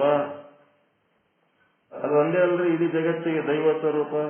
ಆತ್ಮ ಇಲ್ಲ, ಜಾಗ ಇಲ್ಲ, ಎಲ್ಲ ಆತ್ಮದ ಲೀಲೆಗಳು ನಡೆದವ. ಮತ್ತೆ ಆ ಕೃಷ್ಣನ ನಾಮಸ್ಮರಣೆನೇ ಮಂತ್ರ. ಕೃಷ್ಣ ಅಂದ್ರೆ ಸಾಕು, ಬೇರೆ ಯಾವ ಮಂತ್ರಗಳು ಅನ್ನೋದೇ ಬೇಕಾಗಿಲ್ಲ. ಆ ಕೃಷ್ಣನೊಳಗೆ ಎಲ್ಲಾ ಮಂತ್ರ ಆಗ್ತದೆ, ಮನಸ್ಸು ನಿಯಂತ್ರಣಕ್ಕೆ ಬರ್ತದೆ. ಮತ್ತೆ ಕೃಷ್ಣನ ಸೇವೆಯೇ ಒಂದು ನಮ್ದು ಕರ್ಮಯೋಗ ಮತ್ತೆ ಕರ್ತವ್ಯ. ಕೃಷ್ಣನ ಸೇವೆ ಅಂತಂದ್ರ ಆತ್ಮವನ್ನ ನೋಡಿ ನಾವೇನು ವ್ಯವಹರಿಸ್ತೀವಲ್ಲ, ಉಪಯುಕ್ತ ಚೇತನವನ್ನ ನೋಡಿ ಸಾಕ್ಷಿ ಉಪಯುಕ್ತ ಚೇತನದಿಂದ ವಸ್ತು ಉಪಯುಕ್ತ ಚೇತನ, ಇದರ ಜೀವಿಗಳ ಉಪಯುಕ್ತ ಚೇತನವನ್ನ ನೋಡಿ ವ್ಯವಹರಿಸಿ ಏನ್ ಮಾಡ್ತೀವಿ ಅದೇ ಕೃಷ್ಣನ ಸೇವೆ, ಮತ್ತಿನ್ನೇನಿಲ್ಲ. ನಾವು ನಾಮ ರೂಪ ಜಾತಿ ಭಾಷಾ ದೇಶ ವಯಸ್ಸು ಲಿಂಗ ಇವೆಲ್ಲ ನೋಡಿ ಏನು ವ್ಯವಹಾರ ಮಾಡ್ತೀವಿ, ಅದೇನದ ಪಾಪ ಪುಣ್ಯಗಳಿಗೆ ಕಾರಣ ಆಗ್ತದ. ಇದು ಕೃಷ್ಣನ ಸೇವೆ ಮಾಡಿದೇವ ಅಂತಂದ್ರೆ ಅಲ್ಲಿ ಪಾಪ ಇಲ್ಲ ಪುಣ್ಯ ಇಲ್ಲ, ಅದು ನಮಗೆ ಮೋಕ್ಷಕ್ಕೆ ಕರ್ಕೊಂಡು ಹೋಗ್ತದ. ನಿಷ್ಕಾಮ ಕರ್ಮ, ನಿಷ್ಕಾಮ ಉಪಾಸನೆ ಇವೆಲ್ಲ ಮುಂದೆ ಹೇಳ್ಕೊತ ಹೋಗ್ತಾರೆ. ಹೀಗಾಗಿ 7 ಶ್ಲೋಕಗಳ ಅರ್ಥಗಳು ನಿಮ್ಗೆ ತಿಳಿದಾವ ಅನ್ಕೊಂಡಿಲ್ಲ. ಒಂದೇ ಒಂದು ಧರ್ಮ ಗ್ರಂಥ, ಒಂದೇ ಒಂದು ಗುರು, ಕೃಷ್ಣಂ ವಂದೇ ಜಗದ್ಗುರುಂ ಭಗವದ್ಗೀತಂ ವಂದೇ ಧರ್ಮಗ್ರಂಥಂ. ಮತ್ತೇನಾಗಬೇಕು? ಮುಂದೆ ನಮ್ಮದು ವಿಚಾರ ಸಾಗರಕ್ಕೆ ಹೋಗೋಣ. ಇಲ್ಲಿ ತನಕ ಏನ್ ತಿಳ್ಕೊಂಡ್ರಿ? ಇದು ಗೀತಾ ಮಹಾತ್ಮೆ ತಿಳ್ತೇನ್ರಿ?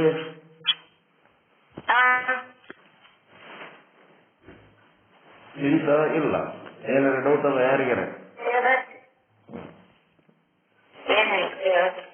ತಿಳಿದ್ಮೇಲೆ ಏನ್ ಮಾಡ್ಬೇಕು? ಹೇಳಿದವ್ರಿಗೆ ಒಂದು ಥ್ಯಾಂಕ್ಸ್ ಹೇಳ್ಬೇಕು. ನಮ್ ಕೆಲಸ ಬಿಟ್ಟು ನಿಮ್ ಕೆಲಸ ಮಾಡಿವಿ ನಾವು, ನೀವು ಮಾಡ್ಬೇಕಾಗಿದ್ದು ನಾವು ಮಾಡಿವಿ. ಅಲ್ಲ ನಮ್ದೇ, ನಿಮ್ದೇ ಏನಿಲ್ಲ. ಭಾರಿ ಹುಷಾರ ಇದ್ರಿ. ನೆಕ್ಸ್ಟ್ ಏನ್ ಮಾಡಮು? ಧ್ಯಾನ ಶ್ಲೋಕ ಅನ್ನೋದು ಮತ್ತೊಂದ್ಸಾರಿ ನೋಡಮ್. ಟೈಮ್ ಸಿಕ್ಕಾಗ ಇವತ್ತ ನಾಳೆ ನಾಡ್ದ ಯಾವಾಗ ಆಗ್ತದ ನೋಡು, ನೋಡಿ ಮಾಡ. ಇದನ್ನ ರೆಕಾರ್ಡ್ ಏನ್ ಮಾಡ್ರಿ, ಇನ್ನೊಂದ್ಸಾರಿ ಕೇಳಿ ಚಂದ ಬರ್ಕೊಳ್ರಿ. ಅರ್ಥ ಬರ್ಕೊಂಡು ಎಲ್ಲೆಲ್ಲ ಯಾರು ಕೇಳಿದ್ರೆ ಚಂದ ಹೇಳಕ್ ಬರ್ಬೇಕು. ಶಂಕರಪ್ಪ ಗುರುಗಳಿಗೆ ಧನ್ಯವಾದ ಹೇಳ್ರಿ.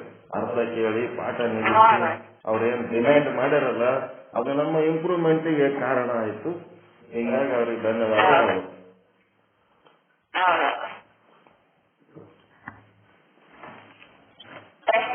ಅವರಿಗೂ ಕೇಳಿ ಹೇಳಿದ ತಮಗೂ ಅನಂತ ಧನ್ಯವಾದ. ಶ್ಲೋಕಗಳು ಹೇಳಿದ ನಿಮಗೂ ಧನ್ಯವಾದ. ಪ್ರಾಬ್ಲಮ್ ಕ್ರಿಯೇಟ್ ಮಾಡಿದ್ರೆ ನೀವು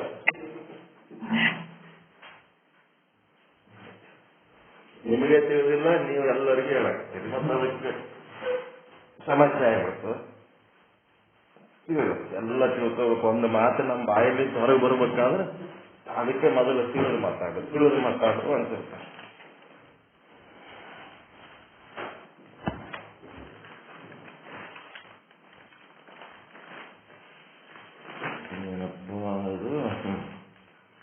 ಜ್ಞಾತ ಅಜ್ಞಾತ ಸಾಮಾನ್ಯ ವಿಶೇಷ ಹೀಗೆ ನೋಡಬಹುದು. ಶ್ರೀ ವಿಚಾರ ಸಾಗರ ಸಾಧು ನಿಶ್ಚಲ್ ದಾಸಿಯವರ ಗ್ರಂಥ, ಎರಡನೇ ತರಂಗ, ಅನುಬಂಧ ವಿಶೇಷ ನಿರೂಪಣೆ, 14ನೇ ಶ್ಲೋಕ, 86ನೇ ವಿಷಯಾಂಕ. ವಿಷಯಾಂಕದ ಶೀರ್ಷಿಕೆ ಏನದ ಮರ್ತು ಬಿಟ್ಟಿರ್ತೀವಿ. ಮುಂದೆ ಗೊತ್ತೇವಲ್ಲ, ಹಿಂದಿನ ಮಾತು ಏನ್ ಹೇಳಿದ್ರು? 85ನೇ ವಿಷಯಾಂಕ ತನಕ, ಇಲ್ಲಿಯ ತನಕ ನಾವೇನ್ ಹೇಳಿದೆವು? ಕಾರ್ಯ ಅಧ್ಯಾಸದ ಬಗ್ಗೆ ಹೇಳಿದೆವು. ಇನ್ನು ಮುಂದೆ ನಾವು ಕಾರಣ ಅಧ್ಯಾಸದ ಬಗ್ಗೆ ನಿರೂಪಣೆ ಮಾಡ್ತೀವಿ ಅಂತ ಹೇಳಿದ್ರು. ಇವೆಲ್ಲ ಎದ್ರಾಗ ಬರ್ತಾವ? ವಿಶೇಷ, ಸಾಮಾನ್ಯ, ಜ್ಞಾತ, ಅಜ್ಞಾತ ಈ ಶಬ್ದಗಳೆಲ್ಲ ಎದ್ರಾಗ ಬರ್ತಾವಪ್ಪ ಅಂದ್ರೆ ಕಾರಣ ಅಧ್ಯಾಸದಲ್ಲಿ ಬರ್ತವೆ.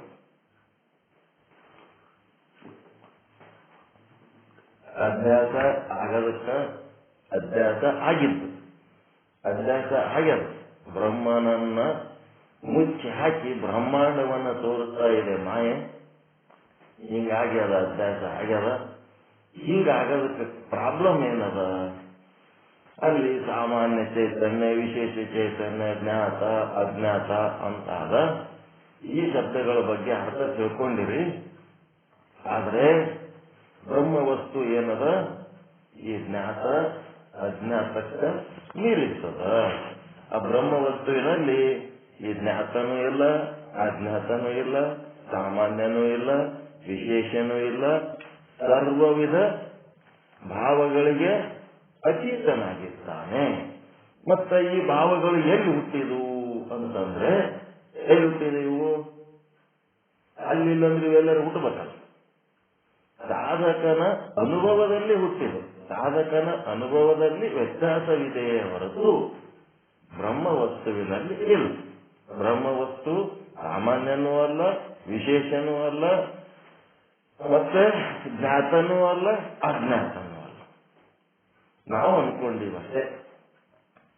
ಅಲ್ಲಿಂದ ಇಲ್ಲಿ ತನಕ ಇದರ ಬಗ್ಗೆ ಯಾವುದು ಏನು ಅಂತ ಜಗತ್ತಿನ ಬಗ್ಗೆ ಹೇಳಲಿಕ್ಕೆ ಯಾರಿಂದಲೂ ಸಾಧ್ಯ ಆಗಿಲ್ಲ.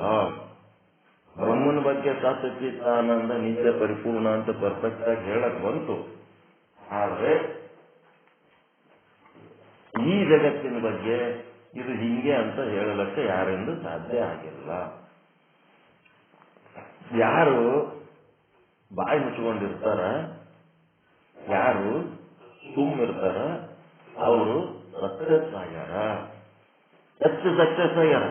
100% ಅಲ್ಲ, ಎಷ್ಟು ಸಕ್ಸಸ್ ಆಗ್ಯಾರ. ಯಾರು ಏನಾರ ಒಂದು ಮಾಡೋಣ ಈ ಜಗತ್ತಿನಾಗ ಅಂತ ಹೇಳಿ ಒಂದೇನೋ ಮಾಡ್ಲಕ್ ಹೋಗಿ ಏನಾಗ್ಯಾರ, ಒಂದು ಸ್ವಲ್ಪ ಫೇಮಸ್ ಆಗ್ಯಾರ. ಆದ್ರ ಅವ್ರದ್ದು ಯಾವುದು ಕೆಲಸ ಬರೋಬ್ಬರಿ ನಡೆದಿಲ್ಲ. ಯಾವುದು ಕೆಲಸ ಬರೋಬ್ಬರಿ ನಡೆದಿಲ್ಲ. ಅದಕ್ಕ ಈ ಆತ್ಮವಸ್ತು ಹೆಂಗದಂತ ತಿಳ್ಕೊಂಡು ಅದರಂಗ ನಾವು ಇದ್ರೆ ಸಕ್ಸಸ್ ಆಗ್ತೀವಿ. ಆತ್ಮವಸ್ತುವನ್ನ ನಾವು ಸರಿಯಾಗಿ ತಿಳ್ಕೊಳ್ಳಿಲ್ಲ, ಈ ಜಗತ್ತು ಹೆಂಗದ ಅಂತ ನಾವು ಸರಿಯಾಗಿ ತಿಳ್ಕೊಳ್ಳಿಲ್ಲ ಅಂತಂದ್ರೆ ನಮಗೊಂದೇನೋ ಇಲ್ಲಿ ದೋಷ ಕಂಡು ಬರ್ತದೆ. ಈ ದೋಷವನ್ನ ಪ್ರತಿಭಟಿಸಿ ಇಲ್ಲೊಂದೇನೋ ಉದ್ಧಾರ ಮಾಡಬೇಕಂತ ತಲೆಯಾಗಿ ಬಂದು ಅದನ್ನ ನಮ್ಮ ಶಕ್ತಿ ಸಾಮರ್ಥ್ಯ, ನಮ್ಮ ಪರಿಚಯದವರ ಶಕ್ತಿ ಸಾಮರ್ಥ್ಯ, ನಮ್ಮಲ್ಲಿರುವ ಸಂಪತ್ತಿನ ಶಕ್ತಿ ಸಾಮರ್ಥ್ಯ ಎಲ್ಲವನ್ನ ಅದರೊಳಗೆ ತೊಡಗಿಸಿ ನಮ್ಮ ಒಂದು ಸಾಧನೆ ಮಾಡಬೇಕಂತ ನಿಂತು ಬಿಡ್ತೇವೆ. ನಿಂತತ್ನಾಗ ಈ ಜಗತ್ತೇನ್ ಮಾಡ್ತದೆ, ಹಿಂಗೆಲ್ಲ ಮಾಡಿದ್ರೆ ಆಗಂಗಿಲ್ಲ, ನಿನ್ನ ವಿಚಾರದಂಗೆ ಜಗತ್ತು ನಡೆಯಂಗಿಲ್ಲ. ಇದಕ್ಕೆ ತನ್ನದೇ ಆದ ಒಂದು ವೇಗ, ತನ್ನದೇ ಆದ ಒಂದು ಸಂವಿಧಾನ, ಅದರಂಗೆ ಇದು ನಡೀತದೆ. ನಿಮ್ಮ ಸಂವಿಧಾನದ ಪ್ರಕಾರ ಇದು ನಡೆಯಂಗಿಲ್ಲ ಅಂತ ಹೇಳಿ ಮನುಷ್ಯ ಎಷ್ಟು ರೀತಿ ಸಂವಿಧಾನಗಳು ಬರೆದನು ಈ ಜಗತ್ತಿಗೆ ಸಂಬಂಧ ಇಲ್ಲ. ಅದು ಜಗತ್ತಿನಾಗ ಏನೇನು ನಡಿಬೇಕು ಹಂಗೆ ನಡೀತಾನೆ ಇದೆ. ಏನೆಲ್ಲ ಸಂವಿಧಾನದ ಪ್ರಕಾರ ಕರೆಕ್ಟ್ ನಡೆದದನ್ರಿ ನಮ್ ಜಗತ್ತು, ನಮ್ ದೇಶ. ಸಂವಿಧಾನ ಒಂದ್ ಕಡೆ ಅದ, ಈ ಮಂದಿ ನಡ್ಕೊಳ್ಳೋದು ಇರೋದು ಮತ್ತೊಂದ್ ಕಡೆ ಅದ. ಹೌದಾ ಇಲ್ಲ? ಎಲ್ಲಾನು 100% ಸಂವಿಧಾನದಂಗೆ ನಡೆದದೇನ್ರಿ?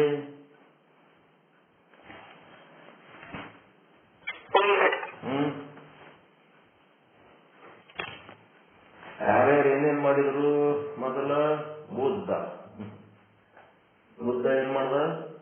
ಶಾಂತಿದ್ದವ, ಅಷ್ಟು ಸುಮ್ಮಿದ್ದವ, ಏನು ತಲೆ ಕೆಲ್ಸಗಳಕ್ಕೆ ಹೋಗಲಿಲ್ಲ. ಅವ ಸಸ್ಯಾಹಾರ ಅನ್ಲಿಲ್ಲ, ಮಾಂಸಾಹಾರ ಅನ್ಲಿಲ್ಲ, ಅದು ಇದು ಇದು ಅದು ಮತ್ತೊಂದು ಏನೇನು ಅನ್ಲಿಲ್ಲ.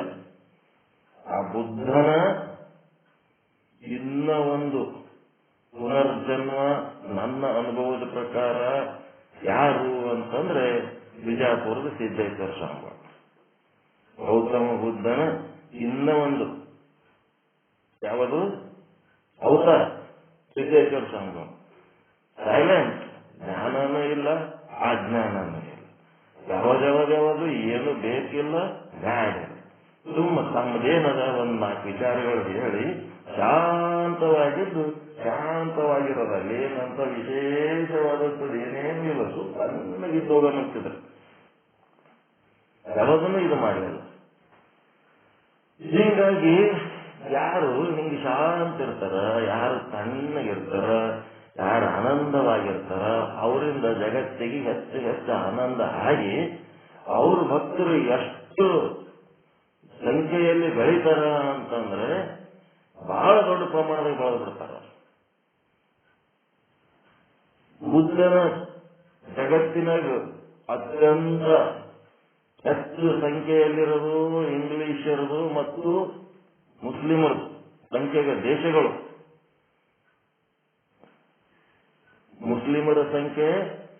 ಮುಸ್ಲಿಮರ ದೇಶಗಳ ಸಂಖ್ಯೆ ಮತ್ತು ಕ್ರಿಶ್ಚಿಯನ್ನರ ದೇಶಗಳ ಸಂಖ್ಯೆಗಳು ಬಹಳದವ. ಅದು ಬಿಟ್ರ 3ನೇ ಸಂಖ್ಯೆ ಯಾರ್ದಂತಂದ್ರೆ ಬುದ್ಧಂದೇ. ಬುದ್ಧಿಸ್ಟ್ಗಳು ಜಗ್ಗೆದರ್, ಬುದ್ಧಿಸ್ಟ್ ಕಂಟ್ರೀಸ್ ಬಹಳದವು. ಅದು ಬಿಟ್ರ ನೆಕ್ಸ್ಟ್ ನಮ್ಮ ಸಂಖ್ಯೆ ಬರ್ತದೆ. ಹಿಂದೂ ರಾಷ್ಟ್ರ ಅಂತ ಏನದಲ್ಲ, ಭಾರತದ ಹಿಂದೂ ರಾಷ್ಟ್ರ ಇದು ಬರ್ತದೆ. 4ನೇ ಸಾಲಿನಾಗ ಅದ. ಇದು ಗೊತ್ತಲ್ಲ ನಿಮಗ? ಕ್ರಿಶ್ಚಿಯನ್ನರ ದೇಶಗಳು ಜಗ್ಗಿ ಅದಾವ. ಅವ್ರದಾದ್ಮೇಲೆ ಮುಸ್ಲಿಮರ ದೇಶಗಳು ಸೆಕೆಂಡ್ ನಂಬರ್ನಾಗ ಬರ್ತಾವ. ಅವು ಒಂದಕ್ಕೊಂದು ಗುದ್ದಾಡಿ ಒಮ್ಮೆ ಅವ್ರ ಸಂಖ್ಯೆ ಹೆಚ್ಚು ಮಾಡ್ಕೊತಾವ, ಒಮ್ಮೆ ಇವ್ರ ಸಂಖ್ಯೆ ಹೆಚ್ಚು ಮಾಡ್ಕೊತಾವ. ಅವೆರಡು ಬೇರೆ ಯಾರು ಅಲ್ಲ, ಒಬ್ಬ ತಂದೆಗೆ 2 ಮಕ್ಕಳು ಇದ್ದಂಗ. 2 ಮಕ್ಕಳು ಒಂದೊಂದು ಧರ್ಮದ ಸ್ಥಾಪನೆ ಮಾಡ್ಯಾರ. ಆ 2 ಮಕ್ಕಳ ಹೆಸರು ಒಬ್ಬ ಅಬ್ರಹಾಮ, ಇನ್ನೊಬ್ಬ ಇಬ್ರಾಹಿಂ ಅಂತ. ಇಬ್ರಾಹಿಂ ಮುಸ್ಲಿಂ ಧರ್ಮವನ್ನ ಸ್ಥಾಪನೆ ಮಾಡದ, ಅಬ್ರಹಾಮ ಕ್ರಿಶ್ಚಿಯನ್ ಧರ್ಮವನ್ನ ಸ್ಥಾಪನೆ ಮಾಡದ. ಹಿಂಗಾಗಿ ಅವೆರಡು ಅಣ್ಣ ತಮ್ಮಗಳು, ಒಂದೇ ತಂದೆ ಮಕ್ಕಳು. ಅವು ಎಲ್ಲ ಜಗತ್ತಿನ ತುಂಬಾ ಯಾವ ಪರಿ ಕೆಲಸ ಮಾಡ್ಯಾರೋ. ಅವ್ರು ಹೆಚ್ಚು ಮಾಡ್ಕೊತ ಹೋಗ್ಲಕತ್ತಾರ. ನಮ್ಮವ್ರದು ನಮ್ದು ಏನ್ ಕಾಣದಿದ್ದಿದ್ದಿಲ್ಲ. ನಮ್ದು ಸಾಮ್ರಾಜ್ಯ ದೊಡ್ಡದೇ ಇತ್ತು, ಹಿಂದೂ ಸಾಮ್ರಾಜ್ಯ. ಒಗ್ಗಟ್ಟಿಲ್ಲ, ಅರಿವು ಇಲ್ಲ, ಮುಂದಾಲೋಚನೆ ಇಲ್ಲ, ಇದ್ದವರಿಗೆ ಹೋಪ್ ಇಲ್ಲ. ಯಾರಿಗೆ ಏನಾರ ಒಂದ್ ಸ್ವಲ್ಪ ಚಲೋ ಜ್ಞಾನ ಇತ್ತಂದ್ರೆ ಅವ್ರಿಗೆ ಹಿಂದಾಕಿ ತಾವೇ ಶಾಣ್ಯರತ್ತ ಹೇಳಿ ಕಾಲು ತೆಗ್ಗಿ ಮುಂದೆ ಹೋಗಂತ ಎಲ್ಲಾ ಕೆಲವೊಂದು ದರಿದ್ರ ಅವಗುಣಗಳು ಇದ್ದದ್ದಕ್ಕ ಏನಾಗ್ಬಿಡ್ತು, ನಮ್ಮದು ಕಳ್ಕೋತಾದೆವು, ಅವ್ರು ಬೆಳ್ಕೋತಾರ. ಅರಿವು ಹೇಳಿತನ ಮಾಡಿದ್ದಕ್ಕ ಬೆಳೆಸ್ತಾರ. ಮತ್ತ ಒಂದ್ ಸ್ವಲ್ಪ ಯಾವಾಗ ಅರಿವು ಇರ್ತದ ಅವಾಗ ಬೆಳಿತಾರ, ಯಾವಾಗ ಮರವು ಬರ್ತದ ಆವಾಗ ಕಳ್ಕೊತಾರ. ಹೀಗೆ ನಡೆದದ ಜಗತ್ತಿಗೆ, ನಮ್ಮ ದೇಶದಾಗ. ಅದಕ್ಕೆ ಏನಾಯ್ತಪ್ಪ ಅಂತಂದ್ರೆ ನೆಕ್ಸ್ಟ್ ಬುದ್ಧ ಬರ್ತಾನ. 3ನೇ ಲೆಕ್ಕದಾಗ ಬುದ್ಧಿಸ್ಟ್ ಕಂಟ್ರೀಸ್ ಬರ್ತಾವ. ಆಮೇಲೆ ಇದು ಇಂಡಿಯಾ 4ನೇದು ಅತ್ಯಂತ ದೊಡ್ಡದು. 4ನೇ ಸ್ಥಾನದಾಗ ಇದು ಅದ. ಈ 3ನೇ ಸ್ಥಾನಕ್ಕೆ ಇದು ಹೋಗ್ಬೇಕಾದ್ರ ಒಬ್ಬ ಭಾರತೀಯ ಸಂತ, ಯಾರು? ಗೌತಮ ಬುದ್ಧ. ವ್ಯಾಪಾರಿ ಬೆಳೆಸಿದ. ಅವನು ಎದಕ್ಕೆ ಬೆಳೆಸಿದ ಅಂದ್ರೆ ಸೈಲೆಂಟ್ ಇದ್ದಿದ್ದರಿಂದ ಬೆಳೆದ. ಸೈಲೆಂಟ್ ಇದರಿಂದ ಬೆಳೆದ. ಆ ಬುದ್ಧನ ತತ್ವಗಳೇ ಅದ ಒಂದಿಷ್ಟು ಹೆಚ್ಚು ಕಡಿಮೆ. ಮಹಾವೀರನ ತತ್ವಗಳು ನೋಡ್ರಿ. ಮಹಾವೀರನ ತತ್ವ ಏನೋ ಬುದ್ಧನ ತತ್ವ. ಆದ್ರೆ ಇವನೇನ್ ಮಾಡ್ದ, ಸ್ವಲ್ಪ ಕಾರ್ಬಾರ್ ಮಾಡ್ದ. ಏನು? ಸಸ್ಯಾಹಾರ, ಮಾಂಸಾಹಾರ, ಅಹಿಂಸೆ ಹೀಗೆಲ್ಲ ಹೇಳಕತ್ಬಿಟ್ಟ. ಹೇಳಕತ್ತಿದ ಕೂಡ್ಲೇನೆ ನಾವೆಲ್ಲರೂ ಮಾಂಸಾಹಾರ ತಿಂದೇ ಬಂದವರು. ಹಿಂದಿನ ಒಂದು ಜನಾಂಗ, ನಮ್ಮ ಪೂರ್ವಜರೆಲ್ಲ ಮಾಂಸಾಹಾರಿಗಳೇ. ಯಾರೇನು ಒಂದೇದಲ್ಲ ಸಸ್ಯಾಹಾರಿಗಳೆಲ್ಲ. ಮಂಗನಿಂದ ಮಾನವ ಆದತ್ನಾಗ ಅದು ಏನ್ ತಿಂದು ಬೆಳೆದರೋ, ಏನ್ ಉಳಿದರೋ, ಹೆಂಗಾಗ್ಯದೋ ಏನು, ಅದೆಲ್ಲ ಓಟು ಇತಿಹಾಸ ಓದಿದ್ರೆ ಗೊತ್ತಾಗ್ತದ. ಮಾಂಸಾಹಾರದ ಮೂಲದಿಂದ ಬಂದವರು ಕೆಲವೊಬ್ಬರು ಮಾಂಸಾಹಾರಿಗಳು ಹಂಗೆ ಉಳಿದ್ರು. ಮತ್ತೆ ನಮ್ಮಲ್ಲಿ ಮಾಂಸಾಹಾರಿಗಳಿಗೆ ಅವಕಾಶ ಇಲ್ಲ. ಅಂದಾಗ ಏನಾಯ್ತು, ಒಂದು 50 ಲಕ್ಷ ಭಕ್ತರಿಲ್ಲ ಮಹಾವೀರರು. ಇದು ನೀವೇನ್ ತಿಳ್ಕೋಬೇಕು? ಆತ್ಮತತ್ವ ಏನದ? ಇಲ್ಲಿ ಆತ್ಮತತ್ವದ ಬಗ್ಗೆ ಹೇಳಕತ್ತೀನಿ. ನಾನೇನು ವಿಚಾರ ಸಾಗರ ಬಿಟ್ಟು ಮತ್ತೊಂದು ಹೇಳಕತ್ತಿಲ್ಲ. ಸಾಮಾನ್ಯ ಚೈತನ್ಯ ವಿಶೇಷ ಚೈತನ್ಯಗಳಿಂದ ಭಾವಾತೀತವಾಗಿದೆ. ದ್ವಂದ್ವಗಳೇನು ಇಟ್ಕೊಂಡಿವಲ್ಲ ನಾವು, ಇಲ್ಲಿ ತನ ಏನ್ ಕಲ್ತೀವಲ್ಲ, ನಮ್ಮ ಭಾವಕ್ಕೆ ತಕ್ಕಂತೆ ಇಲ್ಲದು ಭಾವಾತೀತವಾಗಿದೆ. ಸಾಮಾನ್ಯ ಚೈತನ್ಯ ವಿಶೇಷ ಚೈತನ್ಯಗಳಿಗಿಂತ ಇವೇನು ಭಾವಗಳದವ, ಈ ಭಾವಗಳಿಂದ ಆತ್ಮತತ್ವ ಅತೀತವಾಗಿದೆ. ಮತ್ತೆ ಇನ್ನೊಂದೆರಡು ಶಬ್ದ ಕಲ್ತಿರಲ್ಲ, ಜ್ಞಾತ ಅಜ್ಞಾತ. ಹೌದಾ ಏನ್ರಿ? ಹೌದಾ ಇಲ್ಲ? ಜ್ಞಾತ ಅಜ್ಞಾತ ಭಾವಾತೀತ. ಆತ್ಮದ ಲಕ್ಷಣಗಳನ್ನು ಒಂದ್ ಕಡೆ ತಿಳ್ಕೋಬೇಕು. ಆತ್ಮದ ಲಕ್ಷಣಗಳು ಬರೀ ಸತ್ಚಿತ್ತಾನಂದ ನಿತ್ಯ ಪರಿಪೂರ್ಣ ಅಷ್ಟೇ ಅಲ್ಲ. ನಮ್ಮ ಅನುಭವಕ್ಕೆ ಬರಬೇಕಾದ್ರೆ ಒಂದು ಸಾಮಾನ್ಯ ಮತ್ತು ವಿಶೇಷ ಭಾವಾತೀತ. ಅದಕ್ಕೆ ಸಾಮಾನ್ಯ ಅನ್ಲಕ್ಕೆ ಬರಲ್ಲ, ವಿಶೇಷ ಅನ್ಲಕ್ಕೆ ಬರಲ್ಲ. ಇದು ನಮ್ಮ ಅನುಭವಕ್ಕೆ ವ್ಯತ್ಯಾಸ ಆಗ್ಯದ. ಸಾಮಾನ್ಯ ನೋಡಿದಾಗ ವಿಶೇಷ ಇಲ್ಲ, ವಿಶೇಷ ನೋಡಿದಾಗ ಸಾಮಾನ್ಯ ಇಲ್ಲ. ಜ್ಞಾತ ಇದ್ದಾಗ ಅಜ್ಞಾತ ಇಲ್ಲ, ಅಜ್ಞಾತ ಇದ್ದಾಗ ಜ್ಞಾತ ಇಲ್ಲ. ಎರಡು ಒಂದೇ ಸಲ ಆದವೇನಂದ್ರೂ ಇಲ್ಲ. ಹಿಂಗಾಗಿ ಏನದ, ಇದು ಸಾಮಾನ್ಯ ವಿಶೇಷ ಇದಾಯ್ತಾ. ಮತ್ತೆ ಎರಡನೇದೇನದ, ನಮ್ಮ ಭಾವನೆಗಳಿಂದ ಅರ್ಥ. ಇನ್ನ ಒಂದು ಜ್ಞಾತ ಅಂಡ್ ಅಜ್ಞಾತ ಭಾವಾತೀತ. ಇದು ಭಾವಾತೀತ ಅಂತಂದ್ಮೇಲೆ ಜಗತ್ ಹೆಂಗದಪ್ಪ ಅಂತಂದ್ರೆ ಜಗತ್ತಿನ ಲಕ್ಷಣ ಏನದ? ಅನಿರ್ವಚನೀಯ.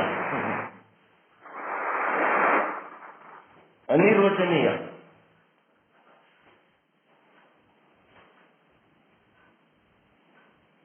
ಏನು ಹೇಳಂಗಿಲ್ಲ. ಬುದ್ಧ ಸೈಲೆಂಟ್ ಇದ್ದ. ಅವ ಸಸ್ಯಾಹಾರ ಅನ್ಲಿಲ್ಲ, ಮಾಂಸಾಹಾರ ಅನ್ಲಿಲ್ಲ, ಸೈಲೆಂಟ್ ಆದ. ಸಸ್ಯಾಹಾರಿಗಳು ಅವನ ಶಿಷ್ಯರಾದರು, ಮಾಂಸಾಹಾರಿಗಳು ಅವನ ಶಿಷ್ಯರಾದರು.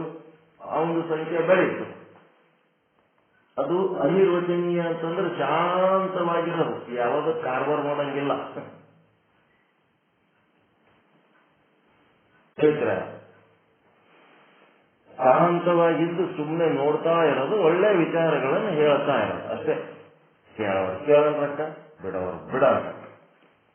ಆದ್ರೆ ಮಹಾವೀರ ಏನ್ ಮಾಡ್ದ? ಅಹಿಂಸೆ. ಮತ್ತೇನ್ ಮಾಡಿದ್ರು? ಸಸ್ಯಾಹಾರಿ, ಮಾಂಸಾಹಾರಿ ಅಂತೇಳಿ ಇದ್ರೊಳಗ ಒಂದು ಏನಂತೀರಲ್ಲ, ಬ್ಯಾರಿಕೇಡ್ ಪೊಲೀಸರು ಇರ್ತಾರಲ್ಲ, ಈ ಕಡೆಯವ್ರು ಎತ್ತೇವಕ್ಕೆ ನಡಬರ್ಕ್ ರೋಡ್ನಾಗ ಡೈರೆಕ್ಷನ್ ಚೇಂಜ್ ಮಾಡ್ಬಿಡ್ತಾರೆ. ಸೀದಾ ಓದ್ತಿರ್ತೀವಿ, ಇಲ್ಲ ಆ ಕಡೆ ಮೆರವಣಿಗೆ ಬರ್ಲಕ್ಕತ್ತದ, ಈ ಕಡೆಯವ್ರಿಗೆ ಚೇಂಜ್ ಮಾಡ್ತಾರಲ್ಲ. ಹಂಗೆ ಏನ್ ಮಾಡ್ಬಿಟ್ಟ? ಡಿವೈಡ್ ಮಾಡಿಬಿಟ್ಟ. ಸಸ್ಯಾಹಾರಿಗಳು, ಮಾಂಸಾಹಾರಿಗಳು. ಮಾಂಸಾಹಾರಿಗಳಿಗೆ ಸಮಸ್ಯೆ ಏನಾಯ್ತಪ್ಪ ಅಂತಂದ್ರೆ, ಏನಾಯ್ತು? ಅವ್ರಿಗೂ ಮಾವಿನ ಮಾತು ಕೇಳ್ಬೇಕು ಅನ್ನಿಸ್ತದ ಇಲ್ಲ? ಹೇಳಿ, ಸಸ್ಯಾಹಾರಿ ಇರ್ಬೋದು, ಮಾಂಸಾಹಾರಿ ಇರ್ಬೋದು, ಅವ್ರಿಗೂ ಒಂದು ಮಹಾತ್ಮರ ವಿಚಾರ ಕೇಳ್ಬೇಕಂತ ಅನಿಸ್ತಾ ಇಲ್ಲ. ಅವಾಗ ವಿಚಾರ ಯಾರಿಗ್ ಬೇಕಾಗಿಲ್ಲ?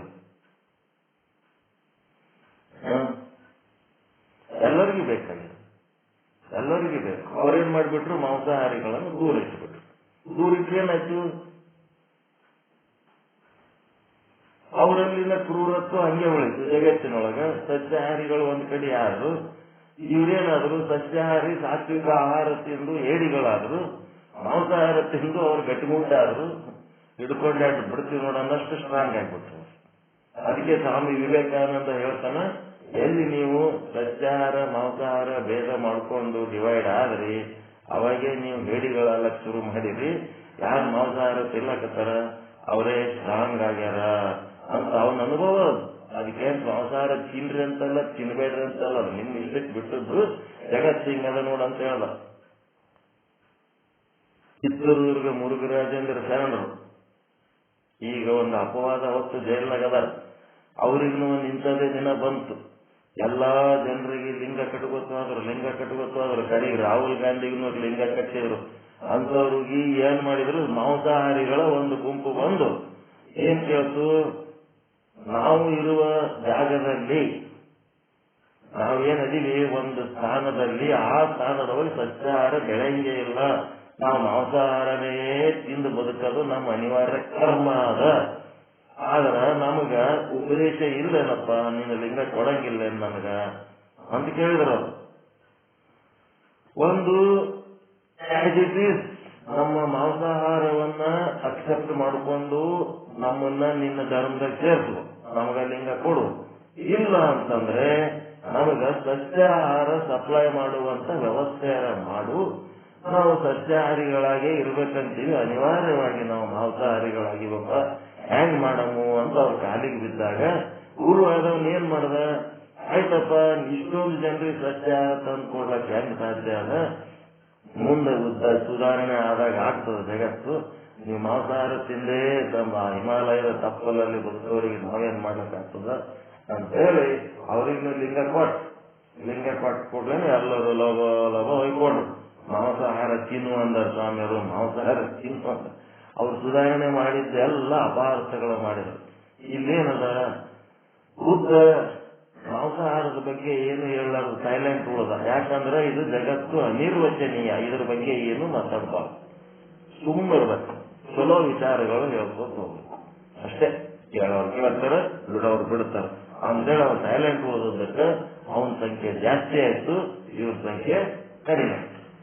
ಮತ್ತೆ ಏನ್ ಮಾಡಿದ್ರು? ಕ್ರಿಸ್ತ ಬಂದು ಇವನ್ ಸ್ಪೆಷಾಲಿಟಿ ಏನಪ್ಪ? ಕ್ರಿಸ್ತನ್ ಅಂದ್ರೆ ಕ್ಷಮೆ. ಕ್ಷಮಿಸದೇ ಕ್ಷಮಿಸೋದು. ಎಷ್ಟು ಕ್ಷಮಿಸ್ಬೇಕು? ಎಷ್ಟು ಕ್ಷಮಿಸ್ತೀರಿ? ಎಷ್ಟು ಕ್ಷಮಿಸ್ತೀರಿ? ಎಷ್ಟು ದಯೆ ತೋರ್ತೀರಿ?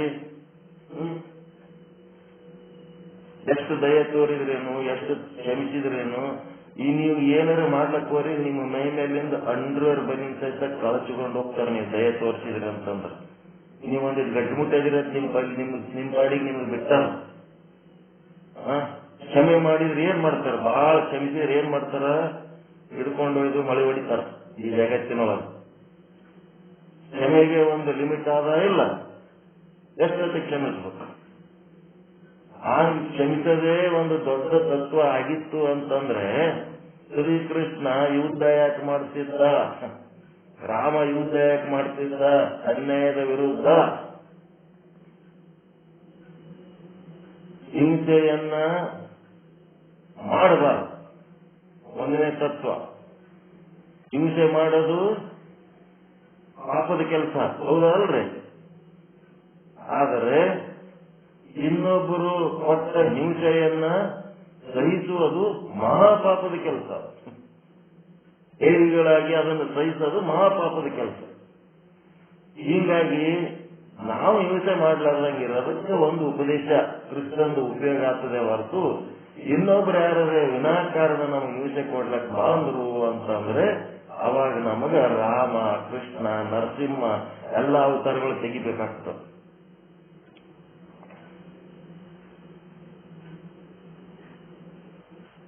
ಈಗ ಸುಮ್ಮಿದ್ದವರಿಗೆ ನರಸಿಂಹ, ರಾಮ, ಕೃಷ್ಣ ಬಿಲ್ಲು ಮಾಡ ತಗೊಂಡು ಹೊಡಿಲಕ್ಕಾಗ್ತದ? ಇಲ್ಲ. ಸುಮ್ನೆ ಏನು ಅಂತ ಮಾಡ್ಲಕ್ ಹೋಗಲ್ಲ. ಅವಶ್ಯಕತೆ ಬಿದ್ದಾಗ ಅವೆಲ್ಲ ಮಾಡ್ಬೇಕಾಗ್ತದೆ, ಹೋರಾಟ ಮಾಡ್ಬೇಕಾಗ್ತದೆ. ಹೇಳಿತನ ಸರಿಯಲ್ಲ. ಸಹನೆ ಬೇರೆ, ಹೇಳಿತನ ಬೇರೆ. ಅದಕ್ಕೆ ಇದೇನಾಯ್ತು? ಕ್ಷಮೆ, ಅಕ್ಷಮೆ, ದಯೆ, ನಿರ್ದಯೆ ಇವೆಲ್ಲ ಏನದವ? ನಮ್ಮ ಅನುಭವದ್ದು. ರಾಗ, ದ್ವೇಷ ಇವೆಲ್ಲ ಏನದವ? ಸಾಧಕರ ಅನುಭವಗಳೇ ಹೊರತು ಬ್ರಹ್ಮ ಆತ್ಮ ಏನದ? ಇವುಗಳಿಗೆ ಮೀರಿದವನದನ, ಭಾವಾತೀತ ಅದನ. ಇವೆಲ್ಲ ನಮ್ಮ ಭಾವನೆಗಳಷ್ಟೇ. ನಾವು ಇಟ್ಕೊಂಡು ಭಾವನೆಗಳು ಎಲ್ಲಿ ಸಕ್ಸಸ್ ಆಗ್ಯಾವ? ಬಸವಣ್ಣ ಬಂದ, ಅವ್ರು ಏನ್ ಮಾಡಿದ್ರು? ಬಸವ ಏನ್ ಮಾಡಿದ್ರು? ಸಮಾನತೆ ಅಂತ ಒಂದೇನೋ ಮಾಡ್ಬೇಕಂತ ಹೊಂಟ್ರಪ್ಪ. ಸಮಾನತೆ ಕೆಟ್ಟೇನ್ರಿ ಮಾಡಿದ್ದು? ಸಮಾನತೆ ಕೆಟ್ಟಲ್ಲ. ಅಸಮಾನತೆ ಜಗತ್ತಿನೊಳಗ ಒಂದು ಬಿಲ್ಟ್-ಇನ್ ಕ್ಯಾರೆಕ್ಟರ್ ಅದ. ಈ ಜಗತ್ತಿನೊಳಗೆ ಅಸಮಾನತೆ ಒಂದ್ರಂಗ್ ಇನ್ನೊಂದಿಲ್ಲ. ಒಂದ್ರಾಗ ಒಂದು ಇನ್ನೊಂದಿಲ್ಲ. ಒಂದು ಶ್ರೇಷ್ಠ ಇದ್ರೆ ಇನ್ನೊಂದು ಕನಿಷ್ಠ ಅದ. ಜಗತ್ತಿನೊಳಗೆ ಅದರದೇ ಆದಂತ ಒಂದು ಕ್ಯಾರೆಕ್ಟರ್. ಆ ಜಗತ್ತಿನ ಕ್ಯಾರೆಕ್ಟರ್ ಚೇಂಜ್ ಮಾಡ್ತೀನಿ ಅಂತಂದ್ರ, ಈಗ ಒಂದು ಶಾಲೆಗೆ ನೀವು ಮಾಸ್ಟರ್ ಆಗಿರ್ತೀರಿ. ಆ ಹುಡುಗರಿಗೆ ಪರೀಕ್ಷೆ ಬರ್ದಿರ್ತಾವ. 100 ಮಾರ್ಕ್ಸ್ ಇಂದ ಒಂದು ಕ್ವಶನ್ ಪೇಪರ್ ಕೊಟ್ಟಿರ್ತೀರಿ. ಅದ್ರಾಗ ಶಾಣೆ ಹುಡುಗರು, ದಾರಿ ಹುಡುಗರು ಎಷ್ಟು ಮಾರ್ಕ್ಸ್ ತಗೊಂಡಾವ ಅವಕ್ಕೆಲ್ಲ ಒಂದು ವ್ಯತ್ಯಾಸ ಮಾಡ್ತೀರಾ? ಇಲ್ಲ. ಅಸಮಾನತೆ ಆದ ಇಲ್ಲ ಮುಂದೆ ಕೂತು ಓದೋ ಮಕ್ಕಳಲ್ಲಿ. ಎಲ್ಲ ಓಸು ಒಂದೇ ಸಮಾನ ಅಂತ ಹೆಂಗ್ ಮಾಡ್ತೀರಿ?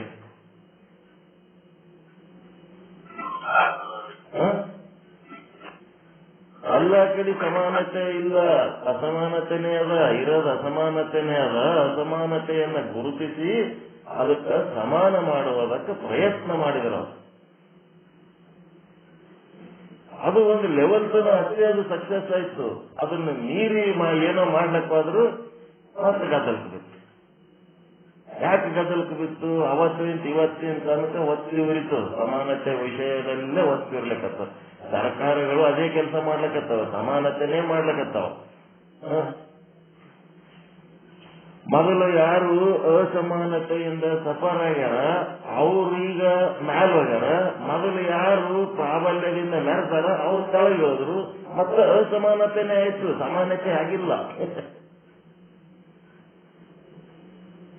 ಮ್ಯಾಲಿನವರಿಗೆ ಒಂದು ಪ್ರಾಬ್ಲಮ್, ಒಂದು ಕಾಲದಲ್ಲಿ ಮೇಲ್ವರ್ಗದವರು ಕೆಳವರ್ಗದವರಿಗೆ ತಿಳಿಯೋ ಕೆಲಸ ಮಾಡಿದ್ರು. ಈಗ ಕೆಳವರ್ಗದವರು ಮೇಲ್ವರ್ಗದವರಿಗೆ ತಿಳಿಯೋ ಕೆಲಸ ಮಾಡ್ಲಕತ್ತಾರ. ಏನಿದೆ ಸಮಾನತೆ? ಜಗತ್ತಿನಾಗ ಇರೋದೇ ಅಸಮಾನತೆನೇ ಇದೆ. ಸಮಾನತೆ ಮಾಡೋ ಅಂತಂದ್ರೆ ಎಲ್ಲರಿಗೂ ಈಕ್ವಲ್ ಪಗಾರ ಕೊಡ್ರಿ. ಅಟೆಂಡರ್ಗೊಂದು ಯಾಕೆ ಪಗಾರ ಬೇರೆ, ಆಫೀಸರ್ಗೆ ಯಾಕೆ ಬೇರೆ, ಕ್ಲರ್ಕ್ಗೊಂದು ಬೇರೆ, ಎಲ್ಲರಿಗೂ ಬೇರೆ ಬೇರೆ ಪಗಾರ ಕೊಡ್ತೀರಿ. ಸಮಾನತೆ ಮಾತನಾಡೋರು ಎಲ್ಲರಿಗೂ ಒಂದೇ ತರ ಸ್ಯಾಲ್ರಿ ಕೊಡ್ರಿ.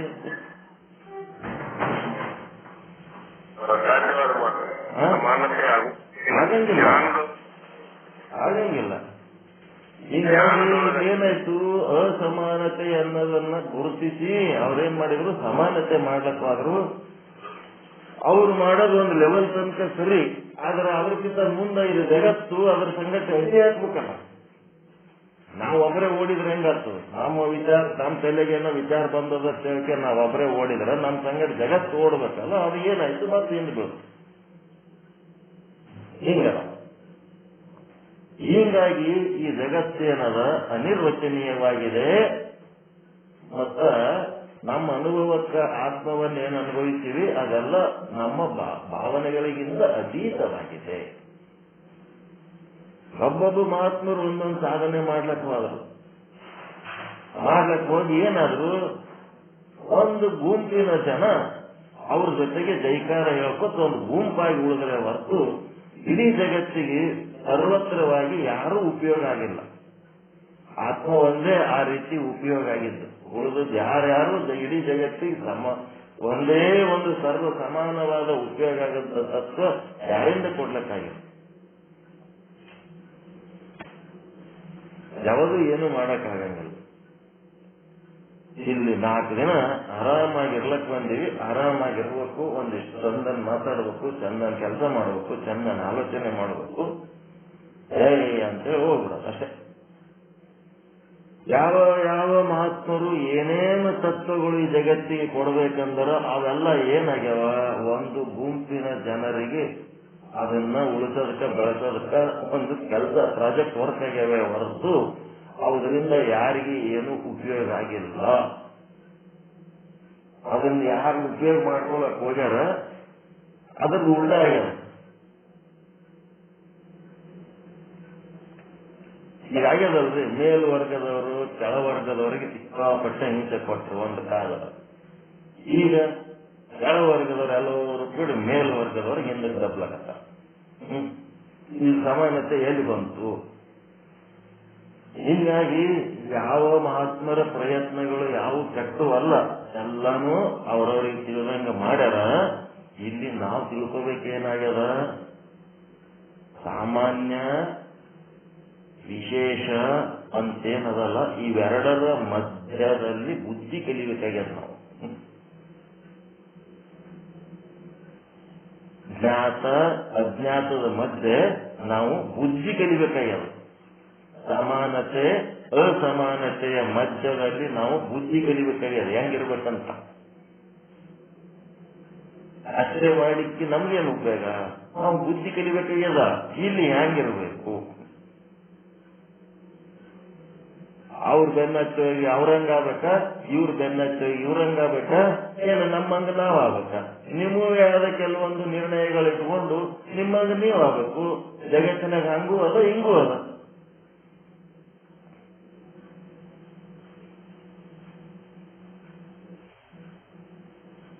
ಎಲ್ಲರೂ ಮಹಾತ್ಮರಿಲ್ಲ, ಎಲ್ಲರೂ ಕಾಳರಿಲ್ಲ, ಎಲ್ಲರೂ ರಾತ್ರಿ ಕಳು ಮಾಡೋರು ಅದಾರೇನ್ರಿ, ಹಗಲತ್ತು ಕಳು ಮಾಡೋರು ಅದಾರ, ಬಡದ್ ಕತ್ಕೊಳ್ಳೋರು ಅದಾರ, ಡಗರಿ ಕಿಸ್ಕೊಳ್ಳೋರು ಅದಾರ, ದರೋಡೆಕೋರರು ರಾತ್ರಿ ಹತ್ಯೆ ಮಾಡ್ತಾರಂತ. ಇವರೆಲ್ಲ ಹಗಲತ್ತ ಫೋನ್ ಮಾಡಿ ಕರೆಸಿ ವಸೂಲಿ ಮಾಡ್ತಾರ. ರೊಕ್ಕ ಬರ್ರಿ, ನಿಮ್ದು ಕೆಲಸ ಮಾಡಿ ಕೊಡ್ತೀವಿ, ರೊಕ್ಕ ಕೊಡ್ರಿ, ಇಲ್ಲ ಅಂತಂದ್ರೆ ಅಬ್ಜೆಕ್ಷನ್ ಮಾಡ್ತೀವಿ ನೋಡ. ಹೆಂಗಿರು ಜಗತ್ತಿನಾಗ ಎಲ್ಲ ರೀತಿ ಆದಾಯ ಇಲ್ರಿ. ಸಸ್ಯಾಹಾರಿಗಳದಾರ, ಮಾಂಸಾಹಾರಿಗಳದಾರ. ಯಾರು ಬೆನ್ನತ್ತಬೇಕು?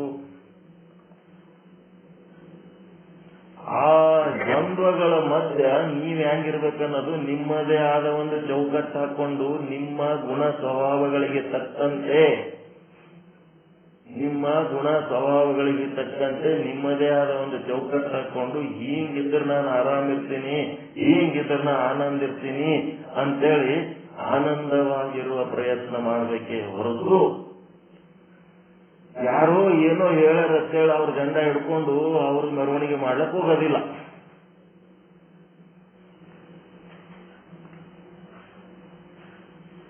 ನೀವು ಬುದ್ಧಿ ಕಲಿಬೇಕು, ನೀವು ಚಾಣ್ಯಾಡಬೇಕು, ನಿಮ್ಗೊಂದು ಅರಿವು ಬರ್ಬೇಕು. ಇಂಥ ಜಗತ್ತಿನ ನಾನು ಹೆಂಗ್ ಬದುಕಬೇಕು ವಿಚಾರ ಮಾಡಬೇಕು. ಅದಕ್ಕೆ ನಿಮ್ ಚೌಕಟ್ಟು ಹಾಕೋಬೇಕಾದ್ರೆ ನಿಮ್ಮಲ್ಲಿ ವೈಚಾರಿಕತೆ ಇರ್ಬೇಕು, ವಿಚಾರ ಮಾಡಬೇಕು. ವಿಚಾರ ಮಾಡೋದು ಎದ್ರ ಸಲುವಾಗಿ, ವೈಚಾರಿಕತೆ ಅನ್ನೋದು ಎದ್ರ ಸಲುವಾಗಿ ಅಂದ್ರೆ ನಾನು ಯಾವ ಮಾರ್ಗದಲ್ಲಿ ಸಾಗುತ್ತಿದ್ದೇನೆ ಆ ಮಾರ್ಗದ ದಾರಿ ಏನದ ಅದರೊಳಗೆ ಬೆಳಕು ಮಾಡ್ಕೋಬೇಕು. ಮತ್ತೆ ನನ್ನ ಹಿಂದ ನಂಬಿದ ನನ್ನ ಜೀವಿಗಳೇನದರ ಅವರಿಗೆ ನಾನು ಒಂದಿಷ್ಟು ಬೆಳಕು ತೋರಿಸ್ಬೇಕು. ಅದು ಬಿಟ್ಟು ಬಗಲಾಗ ಇನ್ನೊಂದು ರೋಡ್ ಮೇಲೆ ಯಾರೋ ಓದ್ತಿರ್ತಾರ ಅವ್ರಿಗೆ ಏನಾರ ಅನ್ನೋದಿಲ್ಲ. ಇನ್ನೊಬ್ಬರು ಏನೋ ಮಾರ್ಗದ ಯಾರೋ ಎಲ್ಲರೂ ಪ್ರತಿಯೊಬ್ಬರು ಮಾಡ್ತಾ ಇರೋದು ಅದೇ ಭಗವಂತನ ಸಲುವಾಗಿ. ಅವರು ಏನೋ ಬೇರೆ ಆಚಾರ ವಿಚಾರಗಳು ಮಾಡ್ತಿರ್ತಾರೆ, ನಮ್ಮ ಆಚಾರ ವಿಚಾರಗಳು ಬೇರೆ ಇರ್ತಾವ. ಹಂಗಂತೇಳಿ ನಮ್ಮ ಆಚಾರ ವಿಚಾರನೇ ಶ್ರೇಷ್ಠ ಅಂತೇಳಿ ಇನ್ನೊಬ್ಬರ ಆಚಾರ ವಿಚಾರಗಳಿಗೆ ನಿಮಗ್ ಮೂಢನಂಬಿಕೆ ಅದ, ನಿಮ್ದು ಹಂಗದ ಹಿಂಗದ ಅಂತೇಳಿ ಯಾರಿಗೂ ಏನು ಅನ್ನಂಗಿಲ್ಲ. ಬಾಯಿ ಮುಚ್ಕೊಂಡು ನಿಮ್ಮ ಸಾಧನೆ ನೀವು ಮಾಡಬೇಕು, ನಮ್ಮ ಸಾಧನೆ ನಾವು ಮಾಡಬೇಕು, ಯಾರ ಸಾಧನೆ ಅವ್ರು ಮಾಡ್ಕೊತ ಹೋಗ್ಬೇಕು. ಬೆಳಕು ಕಾಣೋದ್ರ ಸಲುವಾಗಿ ನಾವು ಕೆಲವೊಂದು ಏನ್ ಮಾಡ್ಬೇಕಾಗ್ತದ, ಚೌಕಟ್ಟುಗಳು ಹಾಕೊಂಡು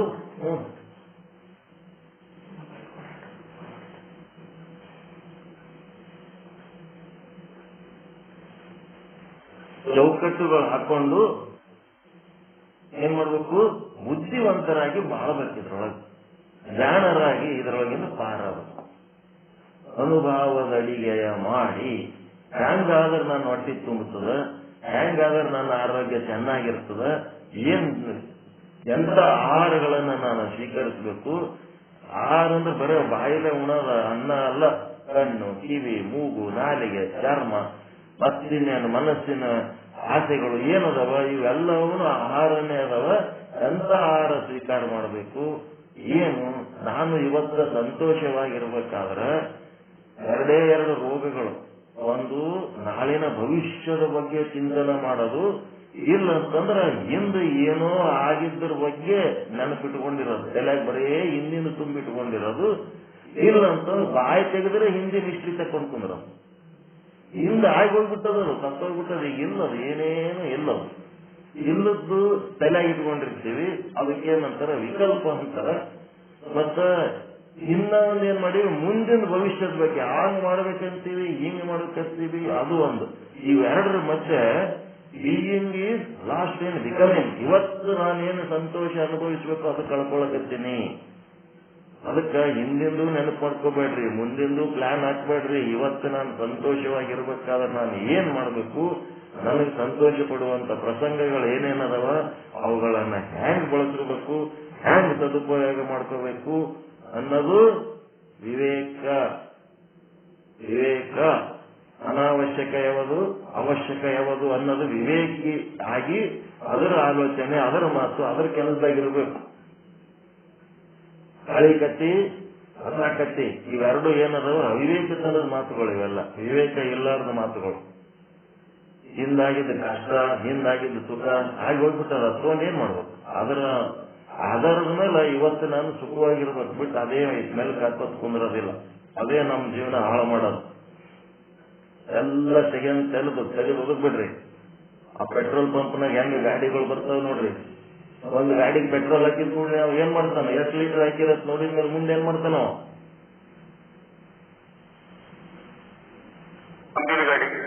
ಅವನು ಮೀಟರ್ ಏನ್ ಮಾಡ್ತಾನ, ಮೀಟರ್ನಾಗ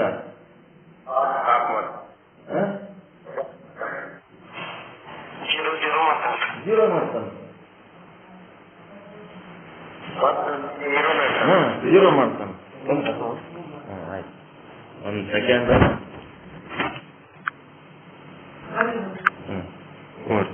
ಇದು ಕಡಪೂರಲ್ಲಿ